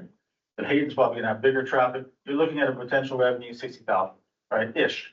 Again, I'm not throwing out raw, solid numbers here, but it's a revenue, right? Now, why do it? We're not doing it for the revenue's sake. We're doing it because we can fill a void in our community where people, certainly in some of the further flung branches, hey, I need to get my passport. It's not a renewal because you can do those online. It's a specific activity where the agent is, you know, copying certificates and stuff and then packaging it, helping the person, they got to sign it in front of you, and then you mail it to the passport office. So it's quite common for libraries to do that. And as far as what the question about the mandate of what the core value of the library, obviously I'm very big on reminding everyone that libraries are 5 millennia old. And we have a core mandate of a repository of human knowledge, you know, and collecting materials and assessing them, labeling them, classifying them for their own sake. 100%, that's what we do, circulate in and out. But we can also do a lot of other stuff. And we typically do it if there's a void in the community. So if there's no art gallery in your community, we can do it. We got walls. We know how to do this kind of stuff. We can offer that. So there's a lot of things that we can offer which aren't necessarily outside the pale. It's just, we have our pale, but we have other pails and we can fill them. And so the passport one it's a smart move. And we're just, we're explore, I said explore, I didn't say establish on day one, it's explore. We want to see whether this is a possibility. Curbside services at all branches. This is not something new. This is COVID really exacerbated, these kind of services, and then people loved it. So it's a question of it's an added value, right? And someone who can't get in, maybe it's a mom with a bunch of children that can't get in to get their book. Hey, I'm here for my pickup, right? And we offer the service. We offer curbside. So that's nothing new. So again, some of these are up in internal great ideas as far as I'm concerned. So launch the online POS, right? So it is 2026 now, right? And we should have a point of sale system at our desk. And then this actually came up a lot more when people were coming to the desk and say, it's $50 for a non-resident card. So I don't have $50 cash on me. I don't have a check. Do you guys take card? No, we don't take card. Okay, so we're gonna pay out for a point of sale, upfront costs, monthly costs, absolutely, but we're also going to be able to create greater revenue stream, right, by having this available to the patron. So to me, that doesn't really require much explanation. Then we get to the hot button topic, maybe assess the potential for a low fixed income program for non-resident card applicants. That came from front desk staff, their lived experience around the time of the dissolution. Now, we're going to assess it, which means as that died off, do people not care as much anymore? What's going on with that? At the time this is written in that year right after the dissolution, this makes sense, right? We want to assess it. Now, the board can say, no, we don't want to assess it. That's totally fine. That's what you guys get to do. So go for it. It won't really matter to me. All right, moving forward, marketing and public awareness. Okay, so again, I'm supposed to tie it into the data, but if you go to the data questions, let's go to question 8. Right? Which of the following online resources do you use? Right? The website comes in very strong. And then if you go to another one. Sorry. This is just on the fly here, but sorry, that next page, website on the bottom. Oh, there it is, library website. How do you hear about library program? Website actually came in as the #1 thing, right? But actually, we can just let's just focus on question 9, right? It's an age-old story. We offer some kind of service, program or something, great thing. The next day, someone comes in and says, hey, I saw that poster. I wish I knew about that. I would have come to that. That pretty much summarizes marketing, right? We try everything we can to market something, and there's still someone we're missing. Right, so marketing and public awareness came up very high, right, on, both the staff's mind and the community's mind as far as how is it that they know what we're doing, right? And so if you look at the bottom 4, newsletter, Facebook, in-library advertising, and library website, these are the areas where the community is saying, this is where we learn about stuff. So this is why we're talking about a magazine. This is why we're talking about, sorry, I'm jumping around now. This is why we're talking about improving in-branch marketing, right? That comes up twice, in-branch marketing, and we're doing an assessment of that. So we're looking at how people are hearing about what we're doing, and we're saying we need to improve these things because we're not necessarily going to improve LinkedIn. Didn't come up in here. Let's improve LinkedIn because LinkedIn was really low, right? So this is where we're getting the data from as far as extrapolating what direction should we go, based on what the people are saying. So again, so you can stop me if I'm skipping over stuff, but some of them, in my mind, they're all kind of lumped together as harmonious activities that will feed each other. Yes. Is it possible to do some of these things but not put them in the document? Or what? This document is telling the board what you're going to do, but this isn't necessarily what you're publishing to the public. For example, the assess potential for low fixed income program, previous page. I don't mind if you do it. I don't know that I want to publish that we're doing this to the community. So what is this document? Well, this document is to be published. This is to show them our good, we asked them for their info. And now we're showing them, hey, we listen and we're gonna try and do it. We're gonna assess it, explore it, launch it, we're gonna try and do it. Now, whether or not we do it, I mean, I've had a lot of plans where we're gonna put a coffee kiosk in. Cause it's all the rage in the first year, but by the time you get to the 5th year, Starbucks opened up. No need to open up a coffee kiosk anymore. So this document isn't like, it's supposed to be a living document, and it's good it's on here because all the staff should print it and put it on in their staff, in their room, and they should be aware of which ones are their responsibilities. Someone in this organization is gonna be doing these, right? Like, I'm probably not gonna have a lot to do with, well, I will, everything, but the new website, right? That's gonna be kicked over to communications and marketing. They're gonna be working on that. And there'll be things on this plan that they don't need to worry about. So it is really important that it is published in here because it's us saying, we listen and we're gonna try it. We're not promising anything other than what's here. We're gonna launch, we're try, right? And we might find out that we can't do it. If it turns out that leasing, 10 lockers is out of our scope, then we lease 4 lockers, or we lease 3 lockers. Or in this plan, we successfully did 2 lockers, and we can check it off. We did try, and we started it, right? And maybe it grows. The idea with these strategic plans is that they're not supposed to refer to things we already do. It's what we're trying to add. It's like if this was opera and I was a tenor. This is a list of repertoire pieces I haven't done before. I'm not listening to the stuff I have done. I've done Rigoletto 100 times. I don't put it in here. I'm putting in new things in here because I haven't done them yet. And then after 5 years, we think to ourselves, hey, we did it. Now that's part of our repertoire. Let's add more. Right? So there's a lot of stuff that's not in here that we do. Obviously, this is all kind of new initiatives, new ideas that we want to try and add to our repertoire. I'll just keep going. This is on page 8, marketing. Expand the marketing of digital resources. So why would we expand the marketing of digital resources? So for me, when I see this data, and let me see if I can catch it here. Right.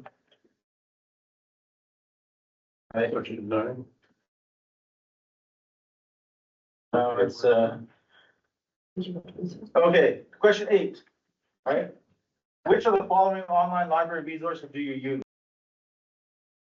Catalog, 65% would say website, right? Now they probably can pick more than one, so those numbers go below 100. But when I see EBSCO databases, Gale, Ancestry, and Mango at those low numbers, and yet we pay for them, I say to myself, we need to expand our marketing of digital resources. Why spend the money on EBSCO, Gale, Ancestry, and Mango if nobody uses them? But why aren't they using them? Is it because they don't know about them? We're not adding programs about them. We're not teaching the community about them. So that's from the community, but it's kind of an opposite. Like I'm seeing it as a negative, right? I see that they love the website, they love the catalog, they love Libby. Great, we keep doing that. But when I see those low numbers, I think, well, wait a minute, right? Either we drop them, we give them up, right? Or we try to market them better to make sure that people realize what it is we have, right? So that's kind of where that comes from. Align the digital resources for accessibility according to the Web Content Accessibility Guidelines. That's a mouthful. That's a federal legislation, a federal guideline that's coming down the pipe in April, where all government websites need to be able to comply with accessibility rules. So we're putting that in there to show our good faith that we intend to do this, and that's part of the process that you're supposed to show that you're trying this. So that's why that's there.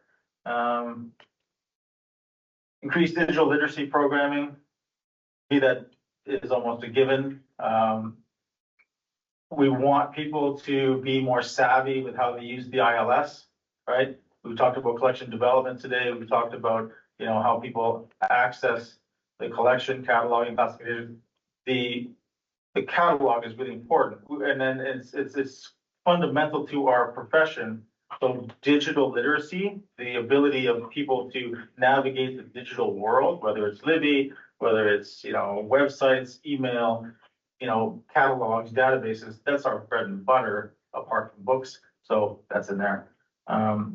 So yes, that doesn't mean you're gonna be teaching people how to do Word and Excel sheets and so forth. This is more how to use the tools of the library. If that's what it is, I think the wording should be clarified. Well, digital literacy, if you mean art, library. Well, it's broad though. I mean, it's digital, it could be although that comes up later in workplace education, I think. The idea that we would help people, write resumes, be introduced to Microsoft Suite, Adobe, like, that's totally within our wheelhouse. That's, that's what we're good at, right? So that can be incorporated in digital literacy, right? It could be that, it could be just ILS stuff, it could be Libby, but every single day, I'm sure someone at the front desk is helping someone who, hey, can I get on, I can't get into Libby, right? So that's digital literacy, right? And so we're gonna increase program, because the ad hoc stuff just happens in the library, but this is specific programming related to that activity to help, raise the level of literacy in the community in regards to digital resources. So I'm not gonna say it's only one thing or the other, but to me, it's all part of it, right? It's raising that kind of literacy. Okay, sorry, I'll just keep going, but you can stop me. At the bottom of page 8, almost all of those speak to the community saying, hey, we're learning about you from your in-branch posters, your website, your newsletter, your Facebook, right? And that's why those are there. So social media content, in-branch marketing assessment. We want to create unified and better messaging across the district. This speaks directly to my communications department, right? That's one of our goals here, right? And that's what we're hearing back both from the staff and the community. This is where we find out about what you do. So we want to enhance that. Quarterly magazine, I say launch a quarterly magazine, we have to realize that this is actually an outgrowth of the summer reading guide. So we've already done one of the quarters of this magazine, right? And we find that the summer reading guide is such a great tool that it's even greater if you do it seasonally. So it's not unlike the rec center or something, who puts out their quarterly magazine, but also it's important to realize that it's not just going to be programs. It'll be an opportunity for us, right, based on the data here, that this is where they're going to reach us or we'll reach them. So this magazine will highlight anything and everything. It'll highlight our programs, circulation statistics. It can highlight our advance in the children's classic collection. We just got this brand new set, let's say from the 50s in mint condition. That could be in the magazine, right? So it's just an opportunity for us to put ourselves out there in a way which we know the community is receptive to.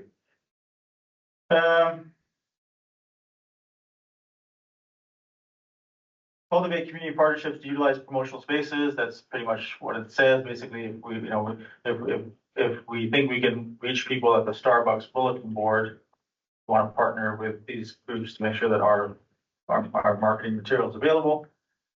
In-house library open houses speaks for itself. Yes. Cultivate community partnership to utilize promotional spaces. I'm not sure what a promotional space is, but are you trying to say we need to promote our spaces like meeting rooms? You're talking about a promotional space is what? Starbucks or what? Yeah, we want to. I don't know about the wording. That's fine. We want to cultivate community partnerships to utilize their promotional spaces. Like not our, we can do our promotional spaces all we like. We want to partner with other, things that make sense where we can get our name and our services out there in that space. It's expanding our visibility in the community based on a partnership. That one I already talked about. We're now on page 10. These are pretty straightforward. You'll notice we'll get to that one. Okay, so these ones are talked about quite a bit. So we're going to expand public use space, and that doesn't preclude collection space, but increase public use space at Post Falls and Hayden, right? So we already know about the Hayden projects and the Post Falls once the district moves out, which ties into number 2 there. This isn't meant to give the impression that every single square foot of Hayden is going to be public use space, right? Or we're going to get 4,000 square feet. Some of it will be public use space. We're going to be looking at the layout so that we can increase public use space, but we're obviously going to be increasing collection space as well. So that point doesn't preclude other possibilities. Establish district headquarters, talked about that. Explore for-profit and after-hours meeting room use. So this one can come from the community. It didn't really come in the here, like there are communities would say, listen, hey, oh, there's no space in town to rent. I got no place I can go to rent, right? I gotta, there's nothing available. And then libraries can step in and, hey, you got this room right here, right? So we don't do that here, right? But if you wanted to rent this room out to the community, third-party rental, room rental agreement, door opens up there, library's closed, right? Easy. You got policies and rental agreements, all kinds of stuff, but it's easy and it's not a huge, I wouldn't say it's as big a revenue as passports would be, but it's a revenue, right? But again, it's not about revenue for me. It's about, does the community need that? If this particular community, which it probably does, has a ton of churches with basements that they're just giving away for free for every, group to meet, fine, we don't need to fill that void. But that's probably not the case, let's say in Spirit Lake or Apple, where they don't have meeting space, but they have a small room at the library. Do we allow for that? That's why that's in there. Didn't necessarily come from the community, came from librarians who realize that this is what we do. So there's that one. Explore the possibility of a new branch in Rathdrum. Pretty obvious, self-explanatory. Rathdrum is booming, it's growing. We're already it's already too small a branch for that growth. So that's definitely coming down the line. We want to start looking at that. Development facilities master plan kind of just ties in with that. So again, I hope you're not getting the impression that most of it's coming from the library itself. It's all tied into the data here. So if you're not seeing that connection, let me know and I'll, yes. New branch at Rathdrum, I would rather that be changed to, enlarged or. We're just getting an overview. Right? Yeah, but I'm just saying, Well, we're just gonna explore. I don't think you should even be saying that. And I think going to opening a branch at Hauser is maybe something that should be done instead of a new branch at Rathdrum. Okay, well, let the director continue. That, you know what, I'd be open to that, discussion, but we want to explore, this area is growing. And we've saved ourselves a few years by giving 4,000 square feet to Hayden and given 800 or so square feet, but by maxing out our current branch sizes. Like I said before, what we're getting in Hayden is the same size as one of our smaller branches. So we needed to do this, obviously I've talked about this before. So that's saving us a couple of years. Like if we're looking 10 years down the road, 15 years down the road, right? Something in the Rathdrum area, right, will need to be addressed as far as the size of that branch. But anyway, so that's why it's there. It's explore the possibility of.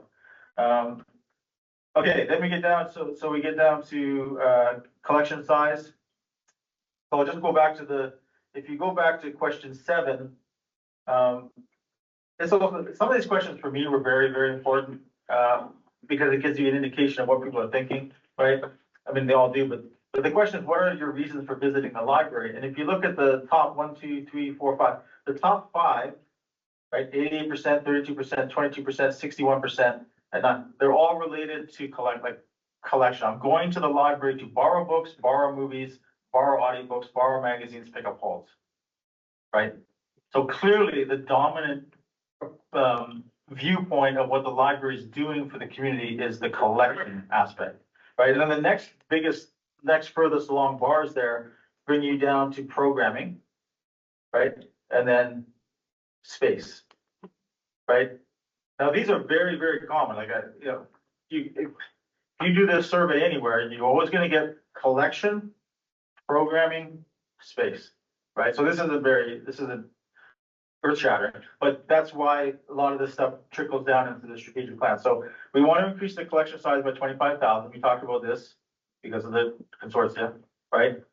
Collecting and preserving classic children's literature, that was definitely on the board's mind, and I'm translating that down into the strategic plan. It also comes from the community though, in their satisfaction with the collection that we have, not necessarily here, but in comments to collection and front desk staff, and we have from the time of the consortium, what are we missing? I presented those titles and the authors and the things that we were missing, right?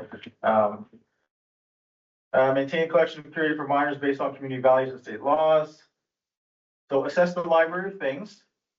I know that was something the board was interested in looking more, scrutinizing perhaps a little bit more, but for me, the library of things, I want to shift our mindset on what that means. We have a handful of library of things, which we would normally associate with like pots and pans, or you're renting a bike in Denmark or something. Okay, that's a library thing. But we have hundreds of what we call full steam ahead kits, which go out to the kids, right? Which are essentially a library of things. So I don't think, as we look at assessing the library of things for future growth based on community interest, I don't want you to tunnel vision, just think we're talking like those odd things that you see in libraries now where like they're renting bikes or they're renting, kayaks. That's a thing for sure, but we have to include the other aspect, right? If it's not a book, DVD, CD, what is it? It's a thing, right? It's some three-dimensional object which we are circulating. And quite often with the STEAM kits, it's like in a bin and it's a whole bunch of things, right? So that's where we're assessing the library of things, not just the adult library of things that we think about, but we have a whole collection of things which go out to the children. And they're very well used, homeschooling community, like it's a very important part of the collection, and that's kind of what that refers to. Expand e-resources for all ages. That ties back into question 8. We need to look very carefully, and we talked about this at the dissolution time too, right? We pour all of our money into overdrive, right? So all of our money was going in there, right? And we want to assess that. Say, well, are there other online resources that are better suited for children? So we find some, some databases that are better for them, right? Do we continue with things like EBSCO databases, Gale databases? So that's kind of where that ties in. And then we're on to the last page. Cultivate partnership with local homeschool groups. Line homeschool programming. So these are very specific. So besides books, right? Programming is what libraries do, and it's not even a trend. Like we're talking decades now, right? Libraries do programs, right? And we bring to life any kind of information or information resource that we have as a book. We can bring it to life. So we do programs. We're very the data shows that people are very satisfied with our programs. Question 14. Question 14 has early childhood literacy programs as probably second. So collection is the longest bar, the purple one, and then orange is slightly under that, and that's early childhood literacy. And then adult lifelong learning is down there too. That's another good chart to look at as far as what people are valuing that the library brings. Those bars that go further along are the ones we should be focused on. And so homeschooling and workforce programming is just one sort of aspect of programming that we're trying to add to our repertoire again. Like we do a lot of early childhood literacy. That's always been what libraries have been known for, right? And then you kind of get a drop off on the demographic as they get through middle school, high school. We lose them completely in college. Then we get them back when they get married and have kids, right? That's the arc of our clientele, right? But homeschooling in this area is very strong, super well supported. And the beauty of the programming department is you don't have to do it at 3 o'clock in the afternoon or later. You can do it in the middle of the day. So we really want to tap into the homeschool, supporting the homeschool groups and families. That's what those lines are about. One of the things we've done ahead of this was to have one of the district level programs is actually going to be a homeschool, focus on homeschooling as a liaison for that. So, and then the last one is increased workforce development programming. That kind of speaks back to the idea that it is within the wheelhouse of the library to help people. It's lifelong learning, right? So at certain points in their lives, they got to write a resume again. They got to figure out how to get back into the workforce, all those kinds of things. These are programs which, this is the phrase of Chester, anything worth doing is worth doing badly, right? And so this is worth doing, right? And we try and do it, maybe, and we assess the numbers of people who come to it, right? There are some things that are just worth doing, and we try them, right? And then we get maybe, 2 people came, 3 people came, and they go, well, therefore, no good. But if you do that, you have to do that for Shakespeare. 2 people circulated Hamlet, get rid of it. Can't do that. So some things are worth doing, even if you don't get, the numbers that you think, that defines our value. So workforce development is a very valuable thing that we can offer the community. Yet there's other places that offer it. We're not trying to compete with anybody, right? We just offer it and we see, and maybe we get the people that think, I feel safer, I'd rather go to the library and do it.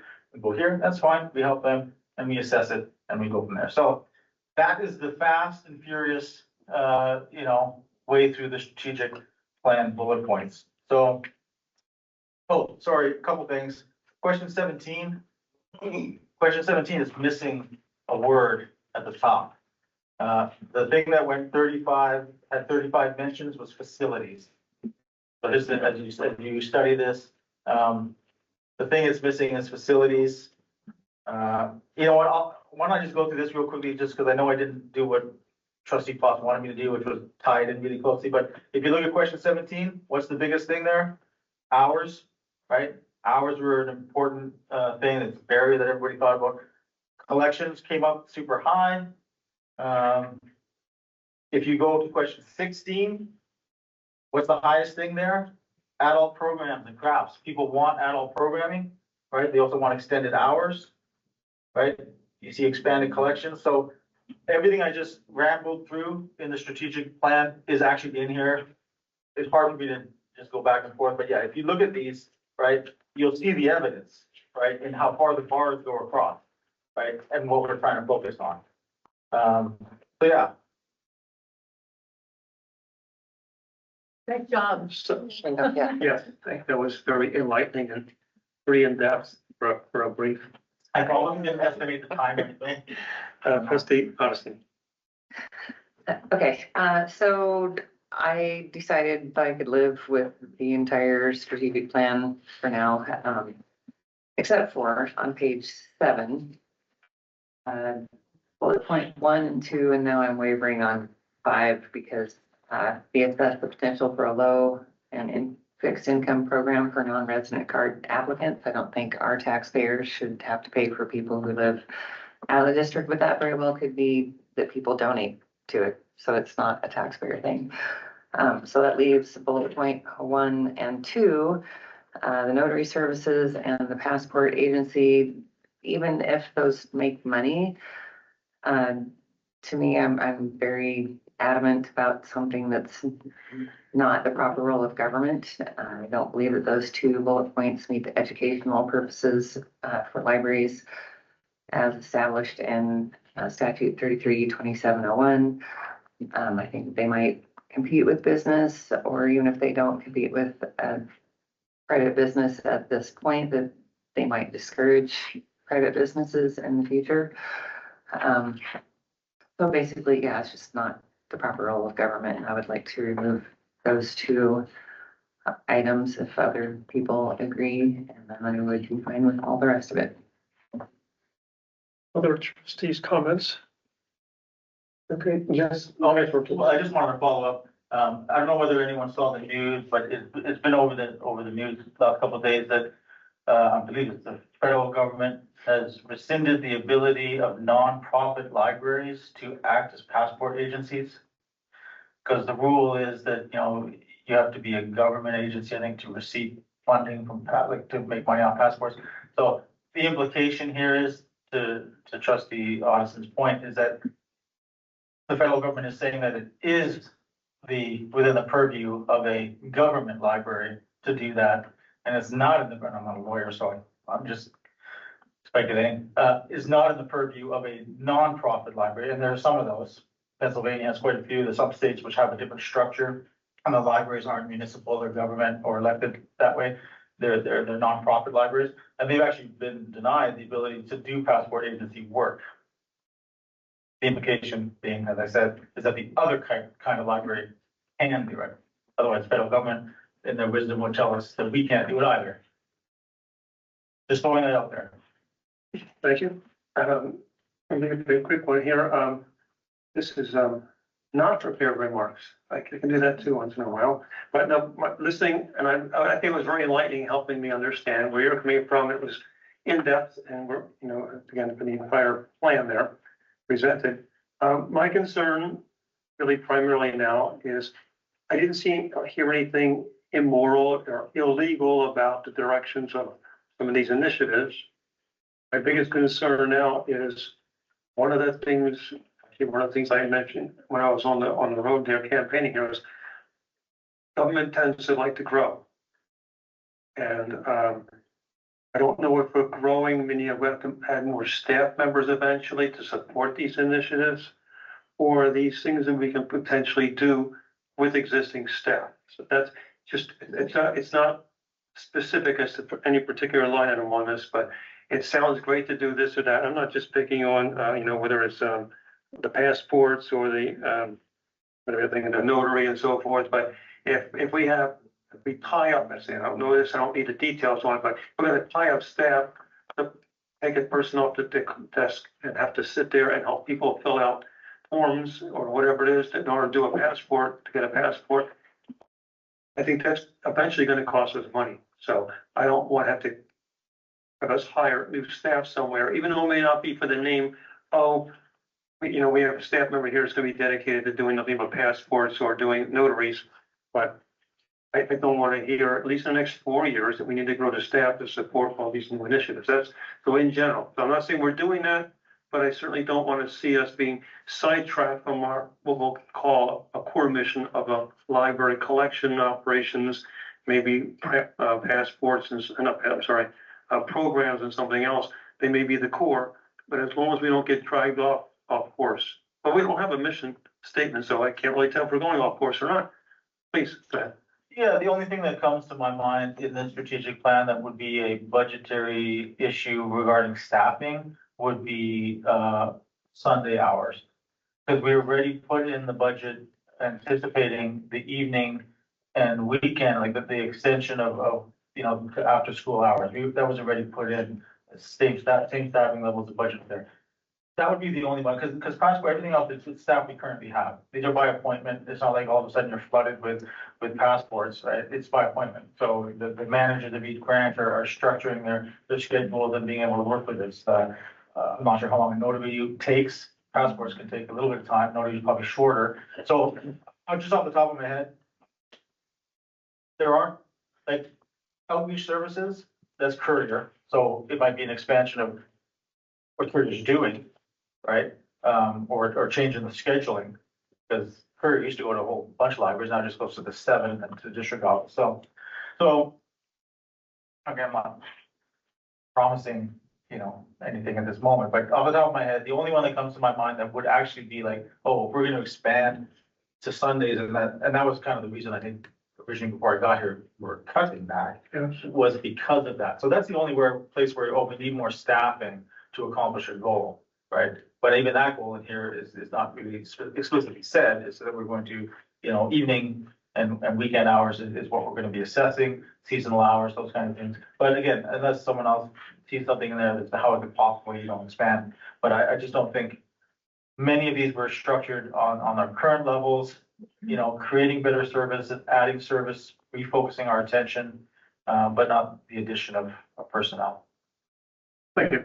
I only have one last comment that I'm aware of, and it is one specific line, and it's one that was also just addressed earlier by the trustee. The one I have, I won't say heartburn, unless there's some explanation, you can get more detail on it, but assessing the potential for low and fixed income program for non-resident applicants. Like the idea, what does that look like? What are you envisioning there in general? Because the one place I can say, I will say absolutely not, is we need to get the full amount of money that we charge for non-residents for everybody. I don't care what their income level is. Is there, could you expand it at all, what this potentially could look like?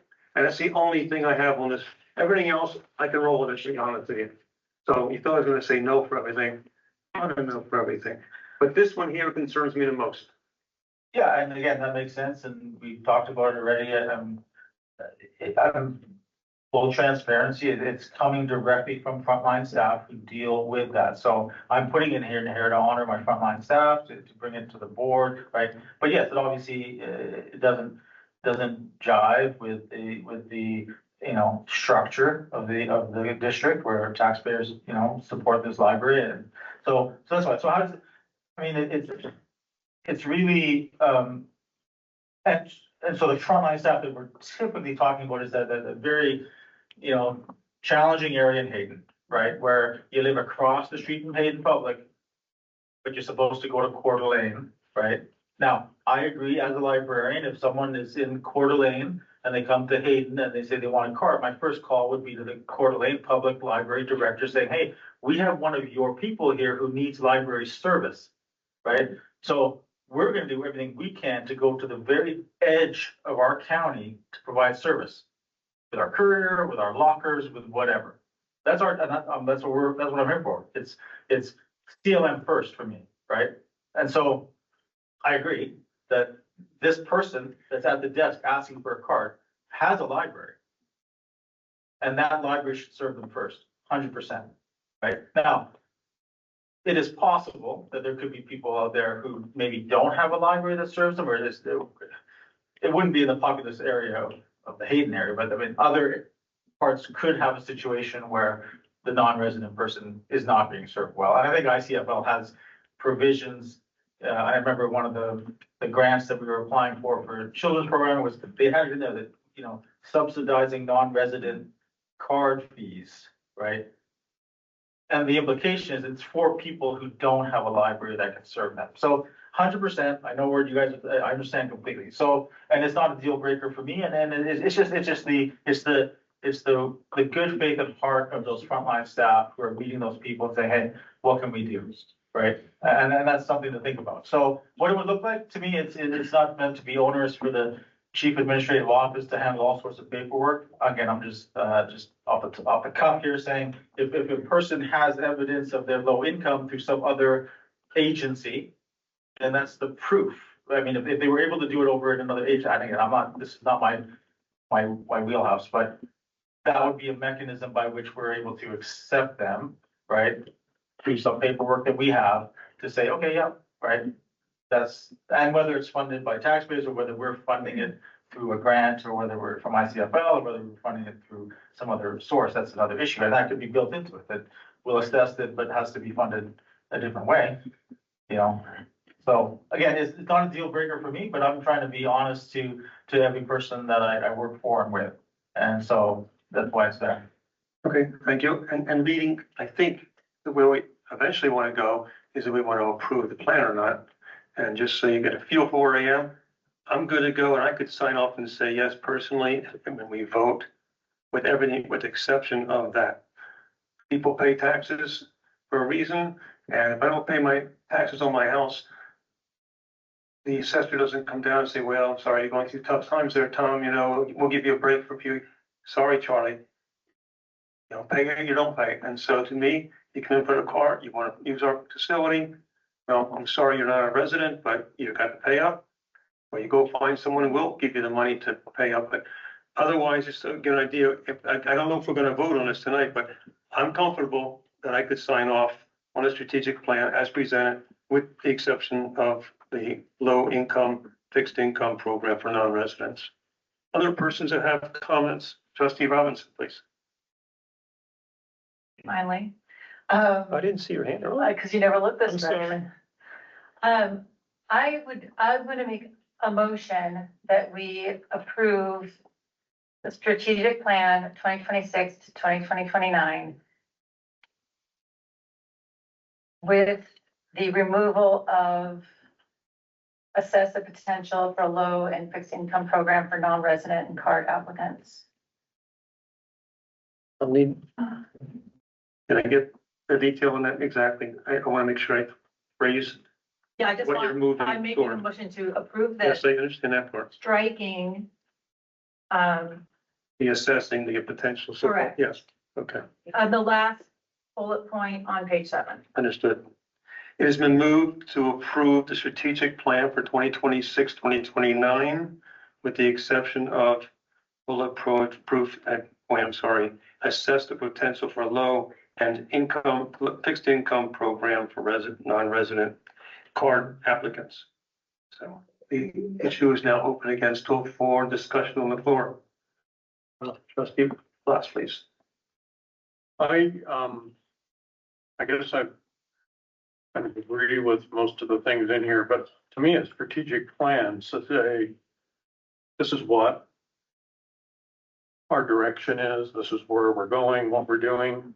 And I see totally missing our core value, our core meat and potatoes, what we're doing. we're going to continue, maybe you say, but you at least list out what we're doing of offering, this large collection, and we're going to, well, but I don't know the wording, but we should be saying our core things that we're doing instead of just spending time talking about this blue sky stuff that we want to add. The strategic plan this is our direction, so we're not gonna, I don't want us to abandon or lose focus on our main things. But why wouldn't that be in the plan?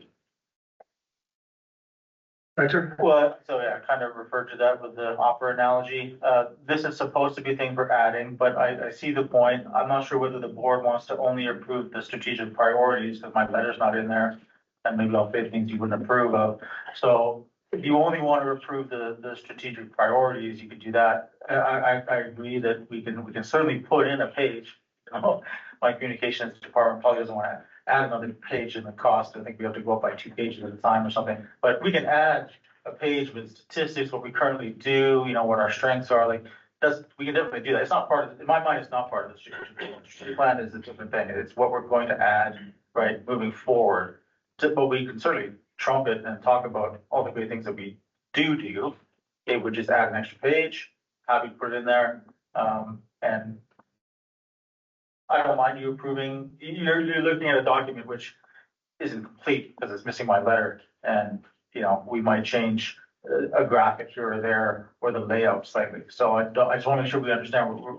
This document that you're approving isn't going up on the website tomorrow. It's not going to the printing press tomorrow. We're still going to look at those design elements and what it might translate into. So if you're comfortable, then you should just be, I guess, approving the strategic priorities, the bullet points, right? And that might leave off the table your concerns about, right, that other additional information, which I'll add. And if you want me to bring that to you, it doesn't matter to me, right? So it's. Would the trustee that has the motion on the floor wish to amend it to Well, identify more specifically its strategic priorities as opposed Well, to it was- fire? I don't know. I am asking to have the board approve this document, and that's the only title on it.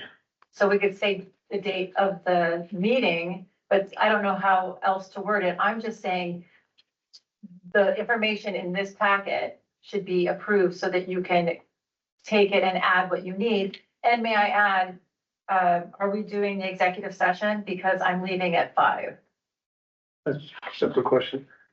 It is a separate question. I'm sorry, we can't.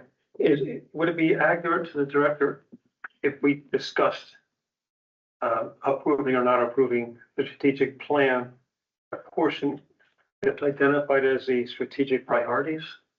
Would you consider that a more limited?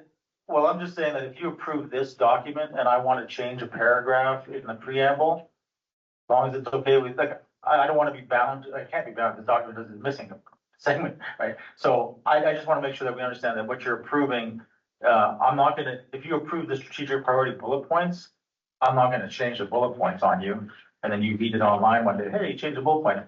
But I don't want to be bound to other peripheral items in there, the SWOT analysis, the history. If we want to add a picture to the history, that's what I want to make sure I still have the freedom to publish it in whatever design elements or verbiage I want apart from the strategic priorities.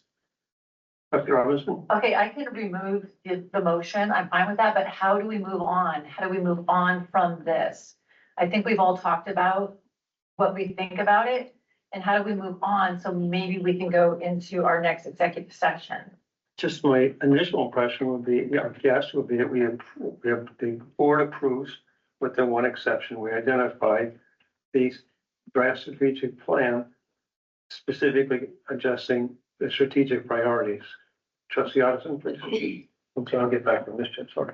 I don't want to add to it. I trust the director to come up with a super awesome statement at the beginning of it. I don't think I need to see that. I was wondering, is there any other interest in removing bullet points 1 and 2, or am I the only one? On page 7. It's explore basically. Well, the one is more, Well, so established. I'm okay with that. If it's still being in there. I'm okay with leaving personally. Okay. What's your, plus? I would like us to just give consent of approval to continue working on this with these suggested changes that maybe we agree on, but just consent to keep working on it. Is that what you're looking for? Because you're not looking, you don't have a final thing. Well, my question then to the board would be, do you want to see the final, absolute final product before it's published? Personally, I don't. If you don't, then you just need to approve the strategic priorities. There's a no, there's three, four, I don't know, I'd like to see it. All right, well, there are four people that do not want to see it, I believe. Yeah, I don't need to, as long as, I mean, we have consensus on taking the one out. Yes, oh, I don't know. That's part of the motion out here, I guess. Well, there's, I'm going to agree with that, yes. I don't know if anybody disagrees. Does anybody disagree with taking out one of those bullet points that was described in the motion? there is no motion, I took it back. Oh, you took it, you rescinded it, whatever, okay. I'm not sure if that's right terminology or not, but I'm okay, for taking it out. okay. Is anyone opposed to? We want to put it in, we want to get it out of there, I think. Trustee Applause, yes. I'd like to leave the freedom to explore some things. I just don't want to publish it, that this is what we're doing. Because we could come back a month from now and with a plan of doing certain things, but it doesn't have to be published. And it doesn't have to be written down that this is what we are going to explore. I'd rather not say it. I'm not sure I follow your train of thought exactly. I think at some point, because in the job description for trustees, it's not statute, but that's what our current job description says, the board approves the strategic plan. Well, No, I go to sit, job description, which I did not bring because it's not on today's agenda. Point of order. It doesn't need it. Point of order. The trustee will state her point of order. We have consensus. The board, the chair will probably not be favorable to your point of order, as I don't see what the I'm sorry, I lost my word. This is parliamentary. Is there a parliamentary infraction? Well, If there's 4 out of 5 said they agree, and now. That's not, that doesn't question the board, the chair. I can never remember the wording for these things, does not find favorably regarding your point of order. So unless, trustee Platts. I definitely want to approve before it's published. I don't want us to tell the public we're exploring the possibility of a new branch in Rathdrum. This can be something internally that we're looking at, but I don't want to publish some of these things that are in here. So I think we do need a final approval. But I would like the director to continue working on this and bring us an updated version, I guess, with some feedback. And I look at it as this is what they're submitting to us. That's my impression of what was presented to us is pretty much here it is. This is where we want to go. And I guess we're kind of looking for the nod, basically for us to say, yes, go forth and do these great things. I don't know that we'll go back line by line and approve and disapprove and reword. Just speaking for myself here as one of the trustees. Trustee, what's your name? Sorry. I know it, but I didn't say it. Go ahead.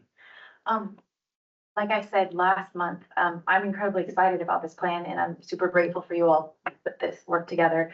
I think it's very important that we publish this pretty much the way it is, because part of our job is to communicate with the community and to respond to their needs and their desires. And that does not mean, again, just like I said last month, in last meeting, it does not mean that this is that we're gonna promise everything and that we can do every single thing in here.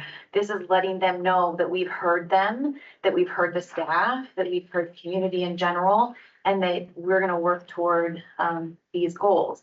And so I'm very happy to approve this. Trustee Anderson. Okay, so I move that we accept the strategic plan points, minus bullet point number 5 on page 7. Is it a move to approve, what's our second? Strategic The plan strategic point plan points minus the bullet point minus the bullet point number 5 number 5 on page 7.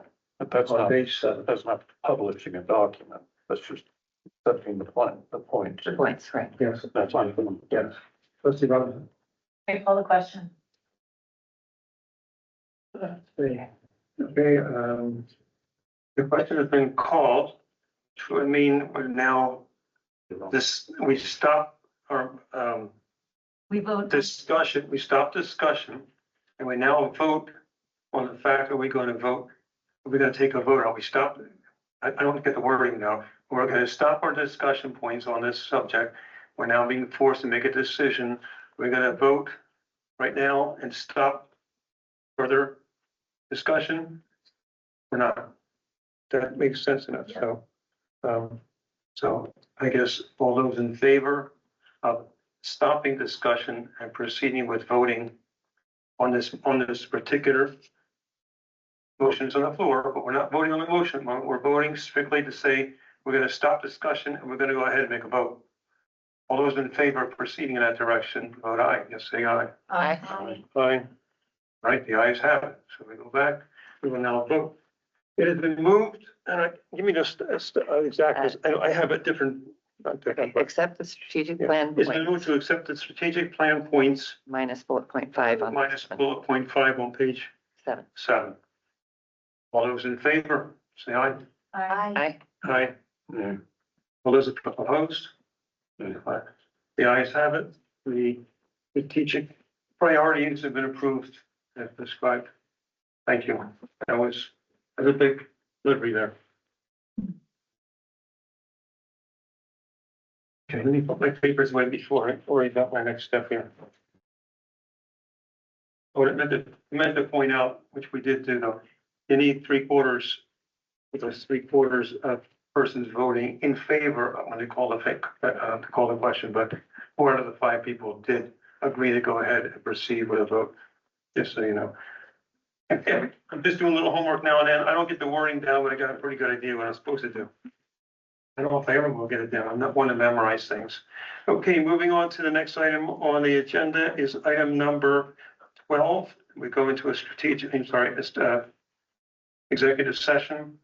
So I would entertain a motion. Good. Trustee Addison. I move to go into executive session pursuant to Idaho Code 74-206 1B.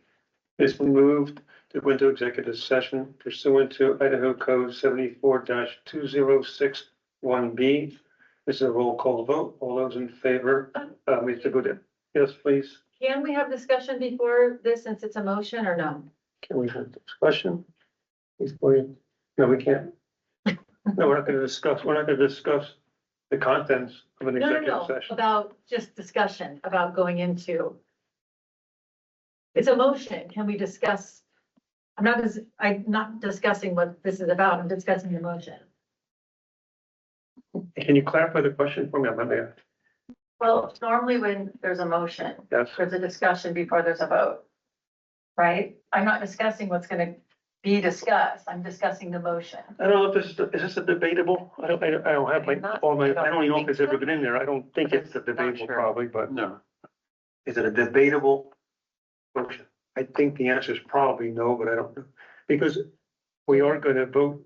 Can we ask with a council? frequent- Well, maybe there's council small can tell. words of Robert's rules, and I'm not aware of like a statutory provision that would exclude discussion if a member requests it. Excluded in the bylaws.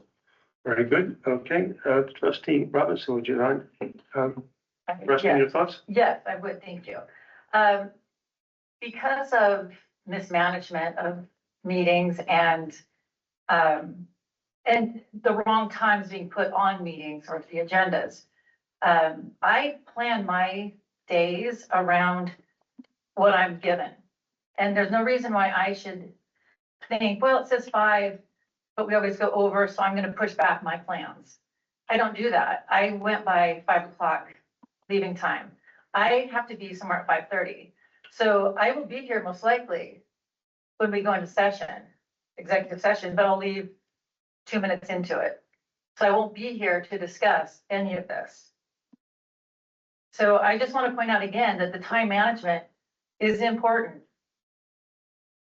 Good. Well, thank you. Appreciate that. I will let you know, I will do my best, maybe if we wish to for future meetings to curtail some of the discussions and stop items and bring them back for a future meeting, trustee Oz.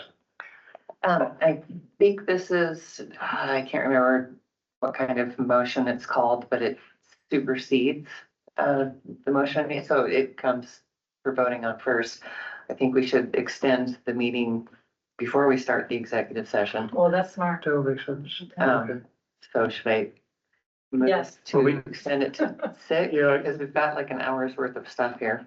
So do we rescind or we? No, I don't need to withdraw? rescind it. It takes priority on, That's fine. Voting. I don't think it's gonna be a big issue. Go ahead.